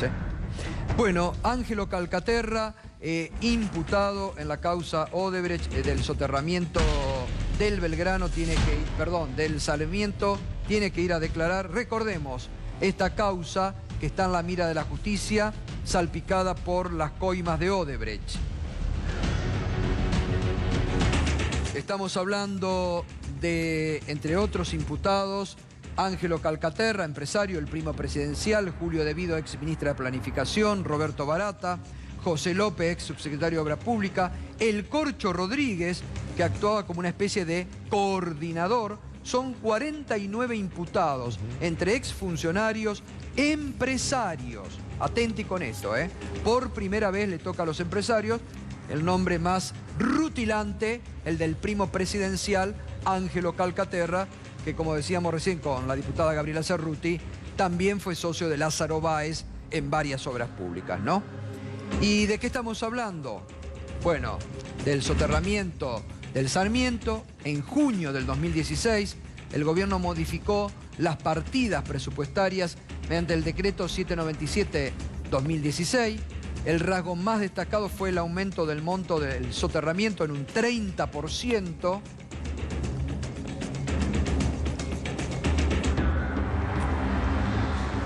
La obra había sido presupuestada en 2008 en casi 3.000 millones y el gobierno de Macri subió el monto a 45.000 millones, el mayor desembolso en obra pública hasta ese momento. Eso es lo que hablábamos antes, Gabriela, también, ¿no? El monto elevadísimo, 11.000 millones, ¿no? ¿Cómo? 11.000 millones fue la última licitación que se había pactado por el precio y de ahí sube a 45.000 millones de precio.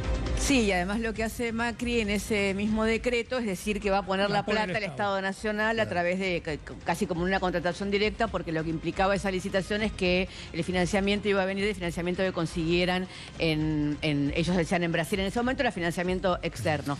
Uno de los que está convocado a indagatoria también es Santiago Altieri, y ese es como el gran tema, digamos, porque ¿quién es Santiago Altieri? ¿Quién es Santiago Altieri? Santiago Altieri es el gerente general de IEXA, cuando IEXA era de Macri, cuando IEXA es supuestamente de Calcaterra, y cuando IEXA es supuestamente de Midling, digamos, ¿no? Porque las otras, lo que queda claro también en esos pases de manos, en los cuales no aparece nunca plata, ni nunca están declarados en ningún lado, es que los que continúan son aquellos que son los que garantizan quién es el que lleva el dinero y quién es el que lleva las licitaciones. Santiago Altieri es el hombre de Franco y de Mauricio Macri en las empresas, que cada vez que las empresas pasan de una mano a otra, él también continúa. Y es el que lleva adelante las negociaciones en los cables, en las cosas que aparecen de Odebrecht en Brasil. Una de las personas muy mencionadas es Santiago Altieri, que es un personaje que tiene una peculiaridad, que es que su esposa, su mujer, muere en un avión, en un viaje, cuando venía de un paraíso fiscal, de haber ido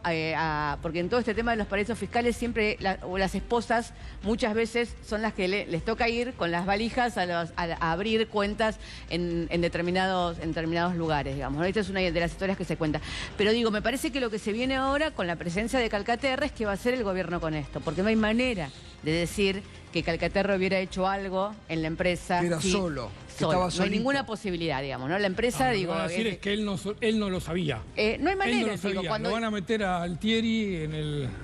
Van a descargar toda la pero no hay manera de decir que si Calcaterra hace algo no lo supiera Mauricio Macri, no hay manera. Digo, Calcaterra era el primo pobre que tenía una empresa así chiquita que se llamaba Calcaterra Sociedad Anónima, una empresa constructora, que era empleado de Mauricio Macri y que en el momento en el que Mauricio Macri se pelea con el padre porque el padre se quiere ir a China, todo lo más, hacen un pase de manos y además Mauricio Macri asumía como jefe de gobierno en la ciudad de Buenos Aires y IEXA había ganado la licitación del Maldonado. Entonces, como él no podía darle la licitación del Maldonado a su propia empresa, le pasa a su empresa, a su primo Calcaterra, para no perder la licitación del Maldonado. Y ahora, cuando asume como presidente y ya se sabía que iba a quedar implicado en la causa Calcaterra, se la pasan a Midling, que es el nuevo testaferro de Mauricio Macri, ¿no? Ahora, hablando del tema de la obra pública, se viene, y sumo Miriam Breckman. Hola Miriam, buenas noches. Buenas noches. Leandro, buenas noches. Y Andrés Aciaín, economista, que vamos a hablar mucho del tema tarifa, componente, que el gobierno dice que no se puede hacer otra cosa que el tarifazo. Ahora lo vamos a hablar con Andrés. Pero recién decía, y se viene una nueva forma, ¿no?, que el gobierno está promocionando de licitación para la obra pública. Yo los invito, porque quiero que ustedes vean este testimonio, es el senador nacional por la provincia de Santa Cruz de Cambiemos, Eduardo Costa, cómo reclama por la obra pública en su provincia y de la forma en que lo hace y lo que pide a Vialidad Nacional. Miremoslo. Ahí antes de venir para acá llamé, se hicieron 2 licitaciones, me dicen que las 2 licitaciones quedaron desiertas, no hubo gente que se haya presentado para las licitaciones. Bueno, entonces le dije al de Vialidad, bueno, escúchame, si con 14 millones de pesos no conseguiste 2 empresas o una empresa para hacerlo, subí el monto para que aparezca alguna empresa que pueda hacer, que le interese hacer la obra. Dice, pero si esa obra vale 13 millones, 14 millones, bueno, acá valdrá 20 millones. Levanta el valor porque necesitamos reparar. ¿Qué es eso? ¿Una entrevista? En una entrevista en una radio de Santa Cruz, en Piedrabuena, donde él está... Impunidad total. Escandaloso. Bueno, a ver la reacción de ustedes. Escandaloso. ¿Lo habías visto vos, Miriam? No lo había visto y me llama la atención porque además Costa, su mujer o exmujer, no sé cuál es la condición ahora... claro, son los apadrinados por Elisa Carrió, o sea, son el grupo selecto de Carrió, la gran defensora de la República y la anticorrupción número 1 de la Argentina. Entonces, es muy chocante ver como casi por radio dice que hay que elevar para que aparezca la empresa, que ya debe saber cuál es. No, Bueno, por eso, pero... Él tiene los hipermercados Tehuelche, Claro, que son proveedores de cemento. Sí, claro, por eso, pero él lo presenta en una radio como dice, bueno, se sube el precio, lo presenta con una supuesta neutralidad cuando es para él mismo. Y por lo que vos decías antes, creo que hay algo que hay que surge todo este llamado a indagatoria de Calcaterra. Primero, que pasan los gobiernos, pero los grupos que la Argentina se han enriquecido con la obra pública son los mismos. Bueno, vos, Gabriela, has escrito desde la época incluso de la dictadura. Hasta ahora pasan los gobiernos, han pasado todos los colores, pero la patria contratista es una. Y ahí no hay grietita, no pasa nada. Son siempre los mismos los que sucesivamente se van reciclando, van cambiando los nombres, como explicaban recién, pero son los mismos. Y el segundo elemento es que empiezan a aparecer los empresarios, porque acá en la Argentina se da una rara forma de investigar la corrupción, es que están los corrompidos, están los funcionarios, pero ¿quién le pagó todas esas coimas, los sobornos? No se habla, no se dice. Los empresarios tienen una protección infernal, empezando por la propia justicia, donde nunca se avanza sobre quiénes son esos empresarios que son los que van y transan después con los funcionarios. Digo, esto no saca la responsabilidad del funcionario, pero siempre falta como la otra parte. Ahora, ¿cómo te impresiona esto de Costa, Gabriela? Digo, ¿sabes qué me impresiona de Costa? Me llama la atención lo mismo que me llamaba la atención de Macri. Tienen tan impunidad que vos no sabés si de verdad no creen que está mal. Vos hablás con funcionarios del macrismo que te dicen cosas como... Yo he escuchado a un funcionario del macrismo decirme hace 2 semanas atrás, Mauricio puso tan alta la vara del honestismo que es muy difícil... Pues, ¿de qué está hablando? ¿Entendés? O sea, ¿qué está hablando? No les parece mal. O sea, a Costa le parece normal decir esto. Le parece normal. A Macri le parece normal que sus... Lo escuché decir el otro día en una entrevista, bueno, ahora me tengo que cuidar de cualquier cosa. Por ejemplo, no puedo ir a lo de mi amigo Lewis porque... Y siempre fui. ¿Y ahora por qué me tengo que cuidar? Bueno, hoy sale en Clarín... ¿Le parece normal que Nicolás Caputo sea el mayor contratista de energía mientras se discuten las tarifas? ¿Entendés? Digo, viven en ese mundo de impunidad que además está gestado a partir también, como decía Miriam recién, no solo han sido los que cogobernaron durante tantos años estando del otro lado del mostrador, sino que muchas veces ellos mismos ponían los ministros. Porque el macrismo y la empresa de los Macri lo que ha hecho es poner los ministros en el gobierno de la Ciudad de Buenos Aires cuando Grosso era intendente, en el menemismo cuando Dromi era el ministro. Digo, a mí Mauricio Macri en una entrevista para el libro El Pibe nos acusan de menemistas. Y yo les digo, nosotros pusimos el director, hicimos los pliegos, pusimos los mejores cuadros de nuestra empresa dentro del gobierno y nos quedamos nada más que con el correo y con las autopistas. Y Rollo, que no hizo nada de todo eso, se quedó con tal y tal cosa. Hoy cuentan en el diario Clarín que Mauricio Macri lo consoló a Duhovne por la evasión de que está acusada y por el lavado, diciéndole: no te preocupes, Nico, son cosas que pasan, a mí también me lo han hecho. Es que para ellos no está mal, porque ellos opinan, así como son mano dura con el pequeño delito y demás, y opinan que hay que fusilar por la espalda a un pibe que tal vez que roba algo que vale... O detener al que protesta, como le pasa... Detener al que protesta, procesar a los diputados que acompañamos al que... Todo eso le parece bárbaro. Pero la impunidad de la clase capitalista es eso, que hay delitos de cuello blanco que no deben ser castigados porque, bueno, en criminología se divide lo que sería tipificar un delito, pero después hay una criminalización secundaria que es quienes deben cumplir con la ley. Y ellos saben que la ley no está hecha para que ellos lo cumplan. Ellos están por fuera, ellos son una clase protegida. Por eso sacan los blanqueos con impunidad. Porque ¿a quién se le ocurre decir, bueno, vos te imaginás un kiosquero de acá a la vuelta que no pagó un impuesto y dice, bueno, ahora voy a pedir que saquen una ley para que declaren la amnistía de todos mis delitos? Ni se le pasa por la cabeza porque sabe que el Estado está en función de los intereses de esos grandes empresarios, que ellos sí, cada tanto sacan una ley, blanquean todo lo que se llevaron, blanquean todo lo que evadieron y empiezan de cero. De hecho, las empresas Edenor y Edesur lograron que se vote una ley donde se les perdona las deudas. No solo que tienen tarifazo, no solo que no explicaron qué hicieron con los subsidios de la etapa anterior. Todo eso, además tienen una ley de impunidad para no tener que rendir cuentas porque tuvieron esa famosa contabilidad creativa, ¿no? Que es dibujar los números para que nadie les pueda investigar dónde se llevaron el dinero. Andrés, el tarifazo hay que pagarlo, dice el gobierno, no hay marcha atrás, no se puede hacer otra cosa. No, mira, acá hubo, me parece a mí, como en muchas otras medidas, un discurso para la población y una realidad de la política energética, ¿no? Se presentó esto como las tarifas estaban subsidiadas, vamos a bajar los subsidios y la gente va a pagar lo que cuesta. Mientras decían ese discurso, empezó la pregunta que, digamos, nadie hace es, ¿y cuánto cuesta? ¿No? Claro. ¿Cuánto es lo que cuesta? Bueno, eso es lo que empezaron a inflar. Porque en realidad cada aumento de esto no es por la baja del subsidio. Muchas veces los subsidios aumentan. ¿Por qué? Con el subte aumentaron, efectivamente. Claro. ¿Por qué? Porque como le empiezan a pagar más y más a las empresas de hidrocarburos, a las empresas transportistas, tanto mayoristas como minoristas, el precio de la energía es cada vez más caro, entonces los subsidios tienen que ser cada vez más altos. Entonces el recorte de subsidio nunca alcanza, porque en realidad acá lo que hay, escondido como que están bajando los subsidios, es una transferencia fenomenal de ingresos de la población a un grupo de empresas del sector energético, que son desde de hidrocarburos, digamos, por la extracción sobre todo de gas, de petróleo, y las empresas transportistas, tanto de gas como de energía eléctrica, las generadoras. Esa es una transferencia fenomenal que está pagando. O sea, no es que cuando nosotros pagamos de nuestro bolsillo estamos reduciendo el déficit fiscal, como dicen, para ordenar las cuentas. Eso es lo que dice el presidente. Bueno, eso es la mentira. Eso es lo que dice el presidente. Eso es la mentira. No, porque en paralelo a esa supuesta reducción de los subsidios, ellos están aumentándole el precio que le pagan a las empresas de hidrocarburos. ¿Con qué objetivo? En el caso de las empresas de extracción de hidrocarburos, el objetivo de ellos es decir que en Argentina el precio del gas y el del petróleo tiene que tener el valor internacional. ¿No? ¿Qué significa eso? Significa que si los argentinos producimos el 80% del gas y del petróleo que consumimos a un costo que es mucho menor que el precio internacional, toda esa diferencia de que gracias a nuestros recursos naturales podemos tener gas y petróleo argentinos a un costo menor, en vez de beneficiar a los argentinos, beneficia a un grupo de empresas y los argentinos somos tratados como extranjeros en nuestra propia patria, pagando el gas y el petróleo como si viniera de otro país en vez de poder aprovechar nuestros recursos naturales. Esa es la política, lo mismo con las materias primas, etcétera, etcétera. Cuando dicen el precio tiene que ser el precio internacional.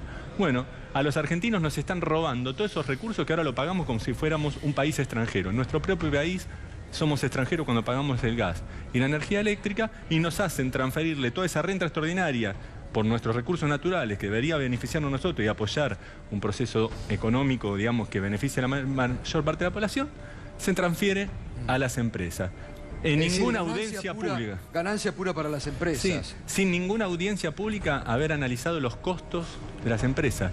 Cuando se hizo el tema de los combustibles, YPF presentó un PowerPoint, en el caso del gas, que creo que el costo de extracción estaba en 50 centavos el millón de BTU, digamos que la unidad que se usa, y decía que le tenían que pagar 7, que es más o menos lo que salía el gas importado de Bolivia, si no me acuerdo más del valor. De 50 centavos a 7. ¿En qué lo justificaba? De que ese iba a ser el resultado óptimo para que los proyectos de inversión de largo plazo, no sé cuánto, hagan sustentable.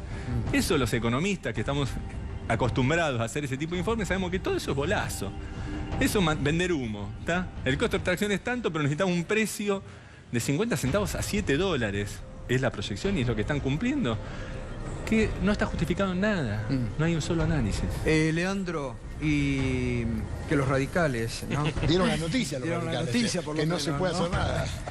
Una vergüenza. Consiguieron cuotas con interés, por favor, ¿cómo que nada? Como tenían pocos negocios, hay que las empresas... Porque lo queremos a Leandro, pero hay tantos chistes para hacer sobre los radicales con esa negociación. No. Sí, aparte hoy para colmo la inauguración de la estatua de Raúl. Mirá, como tenían pocos negocios, las empresas monopólicas de servicio público le agregaron además el financiero, porque te prestan en cuota y te cobran con interés, una cosa de loco. La verdad que esto, a ver, yo creo que esto es una democracia de negocios, Gato. Evita decía, atrás de cada necesidad hay un derecho, estos tipos dicen, atrás de cada necesidad hay un negocio. Y es increíble cómo consiguen nichos de negocio permanentemente. Este es un negocio más, o sea, termina siendo pagar en cuotas un bien que se consume todos los meses, además de ser un absurdo, es delirante. Bueno, podés pagar en cuotas algo que consumís todos los meses porque sería una bola impagable. Encima le cobrás intereses para tener una rentabilidad extra, por un lado. Por otro lado, lo de Costa. A mí me encantaría ver un reportaje de esta naturaleza con el señor Aranguren, porque es la misma lógica. Esto es la ciocracia. Los tipos que estaban de un lado del mostrador, a partir de finales del 2015, pasaron del otro lado del mostrador. Y cuando instrumentan políticas públicas, lo hacen pensando en sus intereses privados. Esto en todas partes del mundo se llama puertas giratorias. ¿Qué son las puertas giratorias? Es el pase de los sectores del sector privado o de los agentes del sector privado del sector público, borrando el límite que existe y que tiene que haber entre la defensa del interés general y la defensa del interés particular. Y otro tema importante en relación a lo de Calcaterra que se nos pasó. El señor Calcaterra además tiene un nexo con los brasileros que es el señor Gustavo Arribas. Hasta acá no lo hemos mencionado, pero Gustavo Arribas aparece vinculado en esta operación de triangulación porque, como declaró el señor Marcelo Odebrecht en Brasil, cada vez que pagaban coimas estos empresarios brasileros en distintos países de América Latina, buscaban un socio local. Y la sospecha es que el señor Gustavo Arribas era el vínculo entre el señor Calcaterra y el señor Marcelo Odebrecht. Entonces, cuando nos preguntamos cuál era el rol de Gustavo Arribas y por qué aparecieron esas transferencias, que dicho sea de paso, hasta ahora las únicas que se han comprobado, coimas que se han comprobado con asientos contables, son las que lo tienen el señor Gustavo Arribas, el jefe de la inteligencia argentina, como su titular, es porque en definitiva lo que estaban buscando hacer era garantizar los intereses de esta sociedad que armaron tanto el señor Calcaterra Macri como el señor Odebrecht para garantizar obras, no solamente con... Pero ¿de qué habría actuado allí arriba? De valijero. Esto es muy simple. Además, yo creo que la plata del señor Gustavo Arribas era para el señor José López. Porque coincide incluso en las fechas, en el momento que José López se hace cargo del proyecto del soterramiento del Sarmiento. Creo que era en septiembre del 2013, coincide con las transferencias. Lo dije 20 veces en tu programa, en otro programa también, pero hay tanta la información que se nos va. Por eso también Cristina, en más de una oportunidad, le pidió a la justicia argentina que investigue de quién era la plata que tenía el señor José López en los bolsos. ¿Vos te acordás, por ejemplo, que se dijo en su momento que si se seguía la numeración de los dólares... Sí, la numeración no se siguió. No se siguió. Lo que venimos hablando con Darío acá. Lo que se hizo, que acá lo reclamamos, lo que se hizo cuando el caso de Felisa Micheli, por ejemplo, que se hizo por el termosellado y por numeraciones que tenían, se pudo detectar de dónde había salido. Exactamente. En este caso no se hizo, no se sabe todavía dónde salió. ¿Por qué no? ¿Por qué, por ejemplo, no aparecen las visitas que recibía el señor José López en el ministerio? A ver si lo iban a ver o no lo iban a ver. Es una cosa de loco lo que está pasando en la Argentina. Es una cosa... la casa, ¿no? ¿Eh? ¿De quién es la casa? ¿De quién era la casa? Claro, sí, obviamente. Del grupo Farrayón. Del grupo Farrayón. Gutiérrez. El señor Gutiérrez. Entonces, estamos... A ver, y además, te quiero decir otra cosa. Yo creo que el señor de la Sota debe estar muy preocupado, por eso no fue candidato, porque hay otras obras como la construcción de los gasoductos troncales en Córdoba, donde el señor Calcaterra y el señor Odebrecht, o la empresa... Bueno, el día que saltó todo este tema fue que anunciaban en Córdoba una empresa de Odebrecht, salieron todos, quedaron todos escrachados con la marca Odebrecht atrás. Schiaretti, Macri... Termino con esto, Gaby. Esto es una democracia de negocios. Estos tipos vinieron al poder político a confundir el límite entre el poder económico y el poder político. Estos tipos vienen a hacer negocios para enriquecerse ellos en cada una de las áreas de gobierno. En la importación de combustible salta la incompatibilidad del señor Aranguren. En la colocación de bonos salta la incompatibilidad del señor Caputo. Después alegremente te dicen el número 2 de Caputo cobra un bono del Deutsche Bank y no pasa nada. Gato, ¿en qué país del mundo el segundo del Ministerio de Finanzas reconoce que cobra un sueldo de un banco privado extranjero y no pasa nada? Y sigue cobrando. Y sigue siendo funcionario. Entonces, eso es un escándalo. Esto que decías vos de Macri, de alguna manera los protege y los justifica a sus funcionarios, es porque el primero que tiene que dar explicaciones es Macri. La revista Noticias sacó la tapa con Duhovne que decía... evadió, blanqueó y es ministro. Sí. Bueno, esa tapa también podría ser para el señor Macri. Porque Macri también evadió, blanqueó su hermano, Gianfranco Macri, 622... Esto es increíble. 622 millones de pesos el hermano del presidente. Macri tiene declarado su patrimonio en la justicia 140 millones de pesos. Menos de 10 millones de dólares. ¿Y el hermano blanquea 622? Después se preguntan si es corrupción o no es corrupción las sociedades offshore en Panamá. Yo te pregunto, Gato, ¿dónde tenía el señor Gianfranco Macri los 622 millones de mangos que vino a ¿Las tenía en una offshore en Panamá? A ver, si vos la traes y la blanqueás, es tan evidente esto. O en Noctua de Caputo. Bueno. O era uno de los 19. Y es imposible, y Gaby no me va a dejar mentir, todo el mundo sabe que Gianfranco Macri no era el más vivo de la familia, ¿eh?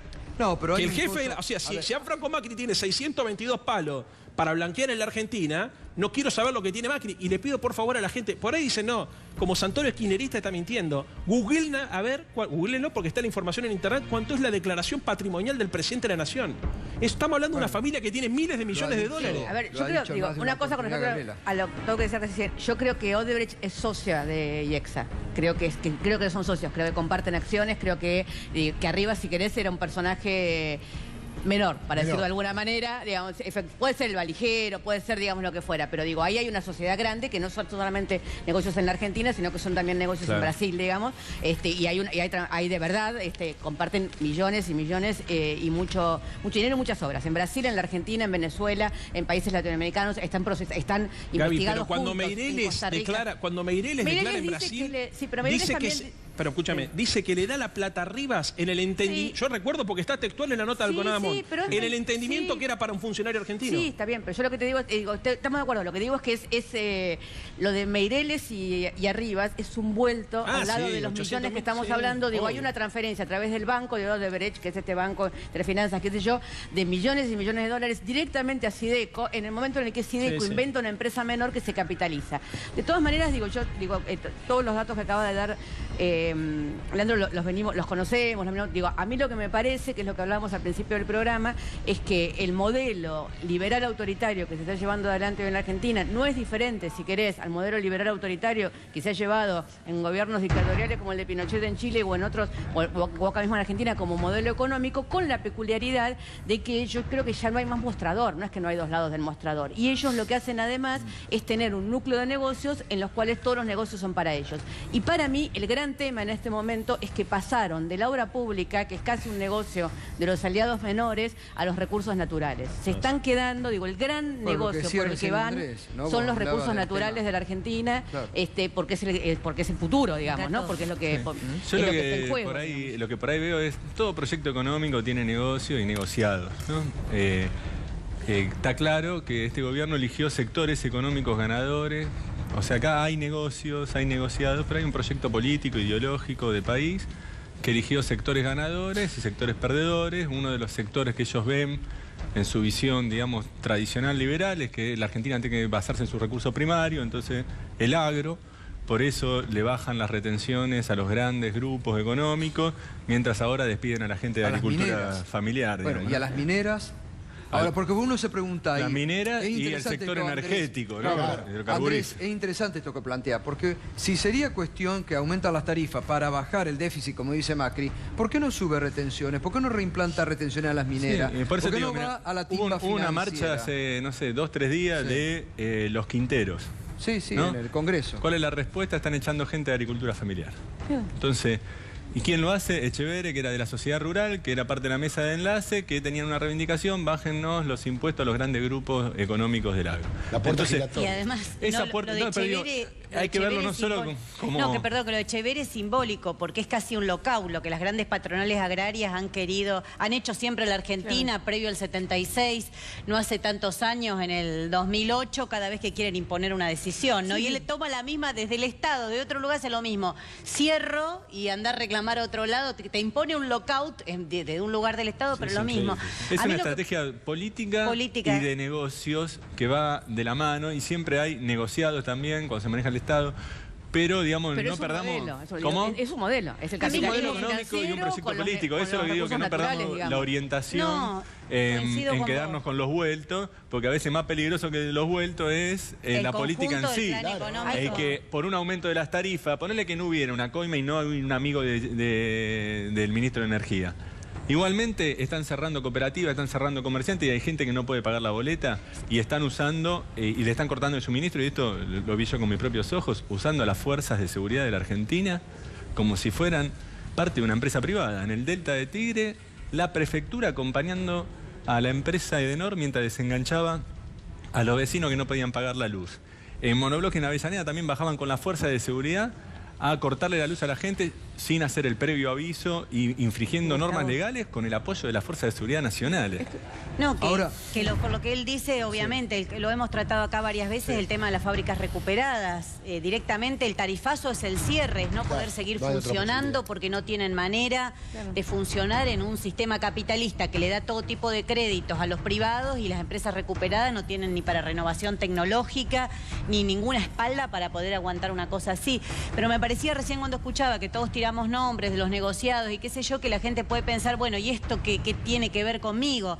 Que toda esta plata que se llevan y más son obras que no se hacen, es que vos viajás muy mal todos los días porque el dinero va para otro lado, porque el dinero se va a Panamá, se va a los bolsos de López o a donde sea, pero todo este circuito de dinero es dinero que sale de lo que la gente paga todos los días, de los impuestos que paga todos los días, que se va transfiriendo a estas empresas privadas. La masacre de Once es eso. ¿Qué es sino que una cadena de robos sucesivos para que la gente viaje muy mal hasta que un día ocurre una tragedia como la que ocurrió? Entonces, todo esto que estamos hablando es lo que a la gente le pasa todos los días. En el caso, vos hablabas hoy de la tarifa técnica. El caso subterráneo de Buenos Aires conjuga todo lo que hablamos acá. Negocios por años con una empresa que no puede explicar qué es lo que hace ahí, porque los gastos cuando hay que comprar vagones, cuando hay que cambiar las estaciones o algo, los pone el Estado. La empresa se lleva la ganancia. Eso tiene asociado, además, el negocio de la publicidad en el subte, el negocio de los locales que hay ubicados en el subte, y además le aumentan los subsidios. Entonces, cuando hablamos de subsidios, que este gobierno los quiere recortar y te hace directamente un saqueo al bolsillo a las familias trabajadoras aumentando las tarifas. Pero los subsidios que los usó mucho el gobierno kirchnerista, no es que se los sacaban de la renta financiera.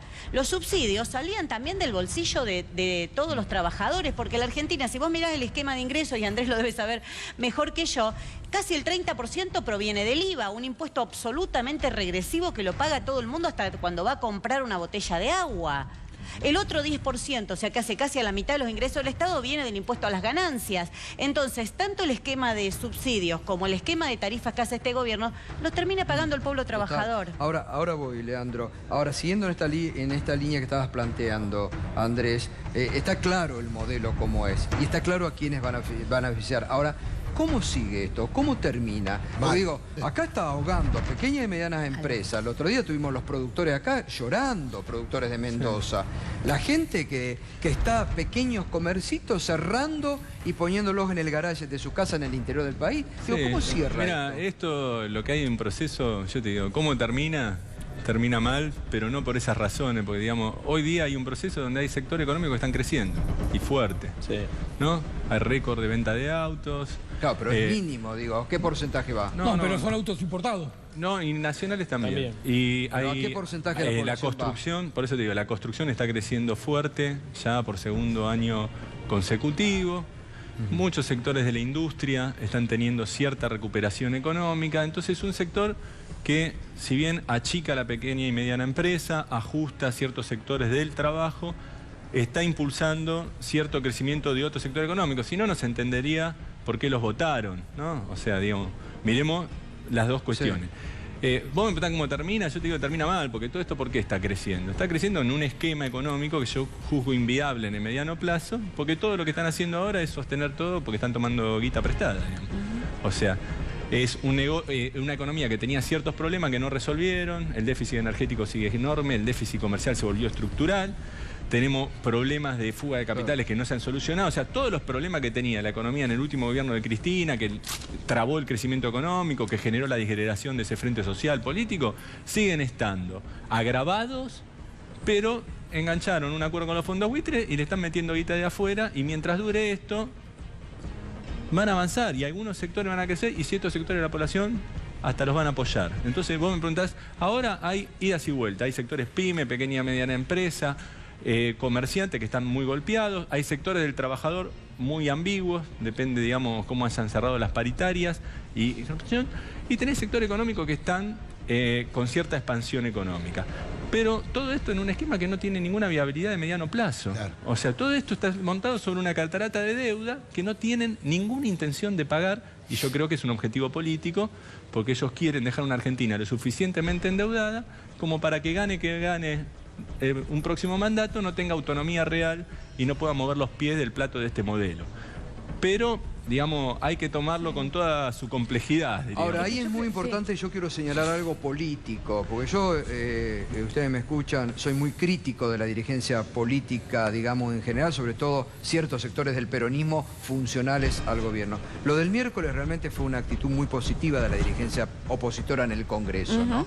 Porque por primera vez estuvieron a un voto de lograr algo importante, ¿no? No sé si lo van a reeditar. Bueno, en la legislatura, en la legislatura de la ciudad acabamos de conseguir las firmas necesarias para llamar a una sesión especial para el jueves también, para discutir los tarifazos que afectan a todo el pueblo de la ciudad en general, y algunos, como por ejemplo el del subterráneo que hablábamos antes.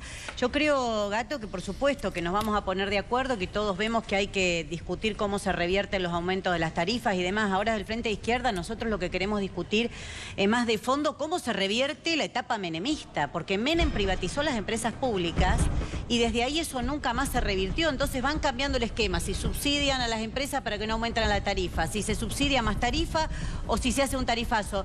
Pero con los distintos modelos que decía antes, siempre lo sigue pagando el pueblo trabajador. Ganan las empresas. Y ganan los mismos. Bueno, Gabriela lo relató, ganan siempre los mismos. Entonces creo que lo que hay que discutir es más de fondo cómo se reestatizan las empresas. Nuestra propuesta no es volver a tener María Julia. Nuestra propuesta es que se pongan a funcionar bajo control de los trabajadores y que los usuarios populares que todos los días usan esos servicios puedan controlarlo. Creo que es la única manera de garantizar servicios de calidad, porque hablaba del subte. ¿Quién mejor que los propios trabajadores del subte para saber cómo funciona? ¿Qué mejor que los que viajamos todos los días para controlar cómo funciona? Sí, pero ese esquema el gobierno no lo quiere, está claro. Bueno, sí, claro que el gobierno no lo va a querer. El gobierno quiere mantener los negocios. Creo que pero sí que tenemos que empezar a discutir cómo se revierte el menemismo. Si no, estamos siempre pedaleando en el mismo lugar. ¿Qué tiene el PRO en la cabeza? Yo quiero tomar parte de lo que decía Andrés, me parece interesante. No es que ellos tienen en mente una sociedad donde pierden todo, porque tontos no son. Como esto, mal o bien, tiene una legitimidad de origen. Coincido con lo que dicen. Tiene un 30-35% que en todas las encuestas se nota como un núcleo muy duro ahí. Entonces, el tema es, ellos quieren cambiar el dibujo de la estructura social.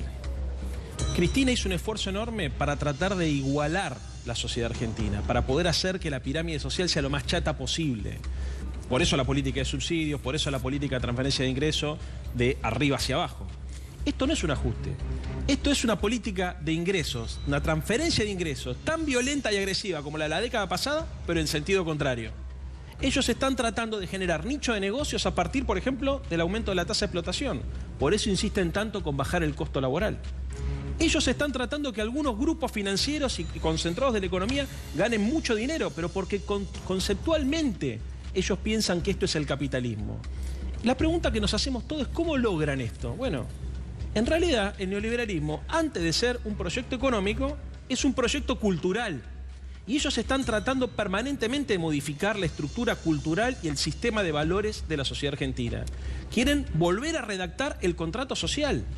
Por eso insistimos tanto en prestarle atención, por ejemplo, al avance sobre la seguridad social. Agarran, por ejemplo, hoy se firmó el contrato preventivo de crisis de Carrefour. Una de las conclusiones que se sacó ahí a partir del pacto entre el Ministerio de Trabajo y el señor Cavalieri es reducir los salarios de los trabajadores y reducir los aportes patronales. Eso en el tiempo termina financiando el ANSES, Gato. Ellos van por la privatización del régimen de seguridad social. ¿Cómo piensan equilibrar el presupuesto? Porque acá nos preguntamos siempre, bueno, ¿y dónde se imaginan que van a reducir el déficit fiscal? Van contra el ANSES, van contra la seguridad social. Y para construir una sociedad desigual necesitan culturalmente cambiar la matriz ideológica de la Argentina. Eso es la meritocracia, y ahí coincido con Miriam que el tema es esencialmente cultural, porque esto viene sí desde el menemismo y no lo hemos podido desarmar. Andrés. No, que yo creo que también hay una temporalidad de la política. Yo creo que ellos llegaron y se dieron cuenta que no podían avanzar de golpe, incluso lo intentaron y muchas veces fueron para atrás con una redistribución masiva del ingreso, digamos, chocaron con la paritaria, chocaron, por ejemplo, cuando quisieron meter la mano a los jubilados, que finalmente la metieron, con todo una protesta social muy grande. Con la reforma laboral, que ahora van a insistir. Mismo con muchos despidos en el Estado, después dieron marcha atrás. Entonces, ellos también, digamos, tenemos que ver que es un partido donde juegan todos, ¿no? O sea, ellos intentan avanzar, retroceden, no es que están ellos solos pisoteando la Argentina, hay pueblo del otro lado, hay organizaciones, hay sectores económicos, hay derechos adquiridos, y hay una disputa sin resolver. Yo creo que ellos están preocupados porque no han logrado revertir como les gustaría, por ejemplo, la distribución del ingreso. Y los intentos de reformas estructurales con los que intentaron empezar por lo menos este año, que pasaron 2, digamos, y el de la laboral está ahí, es un poco apuntar a eso en el mediano o largo plazo, ¿no?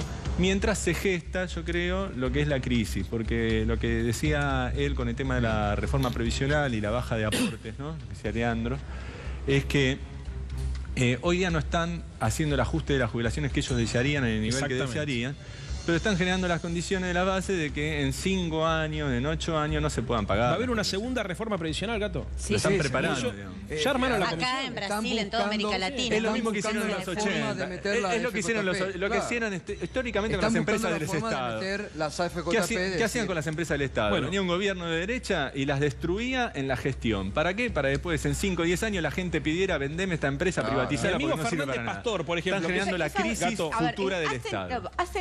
Alejandro Grimson dicen que son el neoliberalismo posibilista. Avanzan hasta donde pueden y cuando tienen que retroceder un poco. Pero yo quería retomar un poco lo que decía Miriam. Digo, ayer lo del Congreso me parece que fue muy importante, que anteayer, que ni ellos se lo esperaban, digamos. Debo decir que también muchos de nosotros, para nosotros también fue una sorpresa. No estábamos tan convencidos de poder llegar efectivamente a tener el quórum. Digo, es una lástima que algunos candidatos, yo lo mencioné cuando hablé lo de Martín Lustó, digamos, ¿no? Que hacía videos durante la campaña electoral mostrando cómo hacer para bajar las tarifas del 50% y le explicaba a Aranguren cómo bajar las tarifas del 50%, y ni él ni sus compañeros de bloque se sentaron porque con ellos también habría habido quórum. Pero además también es cierto que probablemente el miércoles que viene tengamos el quórum, porque el que ya se sentó una vez se vuelve a sentar y los que no estaban va a ser mucho más difícil que no estén. Entonces, digo, empieza a haber una reacción que tiene que ver, por un lado, ellos trabajaron mucho para la desunión de la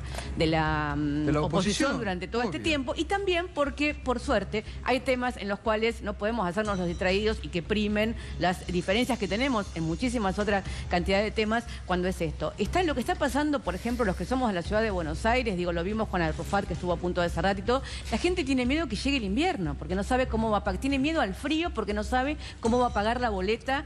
Y eso también es parte de lo que ellos usan. Tengo las tarifas acá, una estimación, si querés. Pero digo, por ejemplo, nosotros lo calculamos para la gente de Santa Fe. Lo que hablamos en Santa Fe, del CESO Santa Fe, los colegas de paso le digo, porque siempre se dijo el subsidio era para los porteños, digamos, y los tarifazos no le pegan al interior. Bueno, en Santa Fe, un departamento que estaba pagando 341 pesos, en un bimestre después va a pagar 737 pesos. Epa. Un R2, que es una categoría un poquito más de consumo, pasa de 492 pesos a 985 pesos por el salto del aumento de la tarifa más el aumento de consumo por el invierno, porque lo hicieron justo antes del invierno. La tarifa social de 132 pesos se te va a 207 pesos. O sea, son aumentos en el orden de los 70 a 100% lo que van a recibir de una factura a la próxima. Por ejemplo, en el caso de Santa Fe, la gente cuando le sigue la factura que están llegando con cifras que además, como es tan alto el aumento, uno no sabe si son... Una hermana mía de La Plata me decía cuando venía para acá, le llegó una factura de 4.000 pesos de luz en una casa común, ¿entendés? 4.000 pesos, o sea, no puede pagar, no hay manera. Entonces, no hay manera. Será un error, porque lo primero que decís es un error, ¿entendés? No puede ser. Mirá que hay muchos errores, ojo, que hay que mirar esto. Hay que mirar muy bien la recomendación por experiencia propia, miren el número del medidor y cuánto le ponen, porque antes cuando uno venía y no podían medir, ponían para abajo. El estimativo. Ahora están estimando siempre para arriba. Entonces, atenta a la gente, mire el medidor. Ya que hablamos de la provincia de Buenos Aires, podríamos hacer un comentario sobre el señor Pagano, porque una de las características... Nadie habla de Vidal. De Vidal no se habla en la televisión argentina, parece que es intocable, ni de Vidal ni de Larreta. Ahora, lo cierto es que la empresa de distribución de la energía en la provincia de Buenos Aires se concentró violando la ley. Es solamente el señor Pagano. Y el señor Pagano obviamente también es amigo del señor Macri. Entonces hay cosas que me parece, Gato, vos hablabas de la corrupción recién. Bueno, yo creo que hay dos tipos de corrupciones. La corrupción de las conductas y la corrupción de las políticas. Las políticas de este gobierno son esencialmente corruptas porque lo que buscan lamentablemente es empobrecer a la mayoría para que se enriquezcan las minorías. Tengo que hacer la primera pausa. Está muy interesante el debate realmente. Ya volvemos.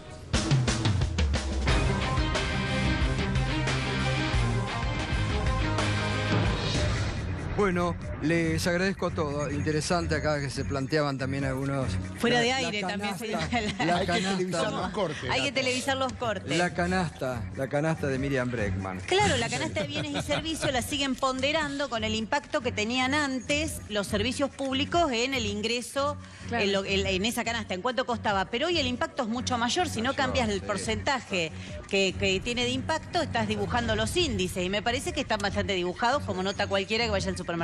Van el miércoles entonces a El miércoles intentar vamos de nuevo, sí, claro. Sesión especial. Vamos a tratar de nuevo de tener sesión especial para dar marcha atrás con este tarifazo y vamos a seguir en el Congreso y en la calle, que me parece que desde la reforma previsional en adelante es lo que hemos entendido que es lo que hay que hacer a la par, ¿no? Gracias, Andrés, como siempre muy claro y nos Gracias, ayudas a doctor. pensar, gracias. Gato, un Miriam chivito, también. ¿puedo pasar? Mañana en Almagro, los que quieran, estamos con la compañera Lorena Pocoy en la Plaza Almagro a partir de las 3 Con de el la mate, tarde. ¿no? Con el Pensé mate. que ibas a inaugurar una estatua de Alfonsín. Va a llover. Ya lo inauguramos con Cristina, ¿te acordás? Muchas gracias, gracias a todos. Tengan muy buen fin de semana. Gracias por acompañarnos y por permitirnos liderar todas las noches la realidad ampliada de 20 a 22. Aquí en Minuto 1 en C5 estamos junto a la realidad. Una breve pausa y enseguida llega Mauro Zeta, Paulo Cablan con el expediente. Sigan en la continuidad de C5N y mañana Julieta Camaño vuelve con su programa a las 23 después de televisión registrada, así que para Julieta, que mañana lo tiene a Víctor Hugo Morales, media hora con Víctor Hugo, realmente va a ser un deleite ese programa. Para Julieta, un beso grande y nuevamente la bienvenida a esta casa C5N. Buen fin de semana, ya llega Mauro Zeta y Paulo Cabra.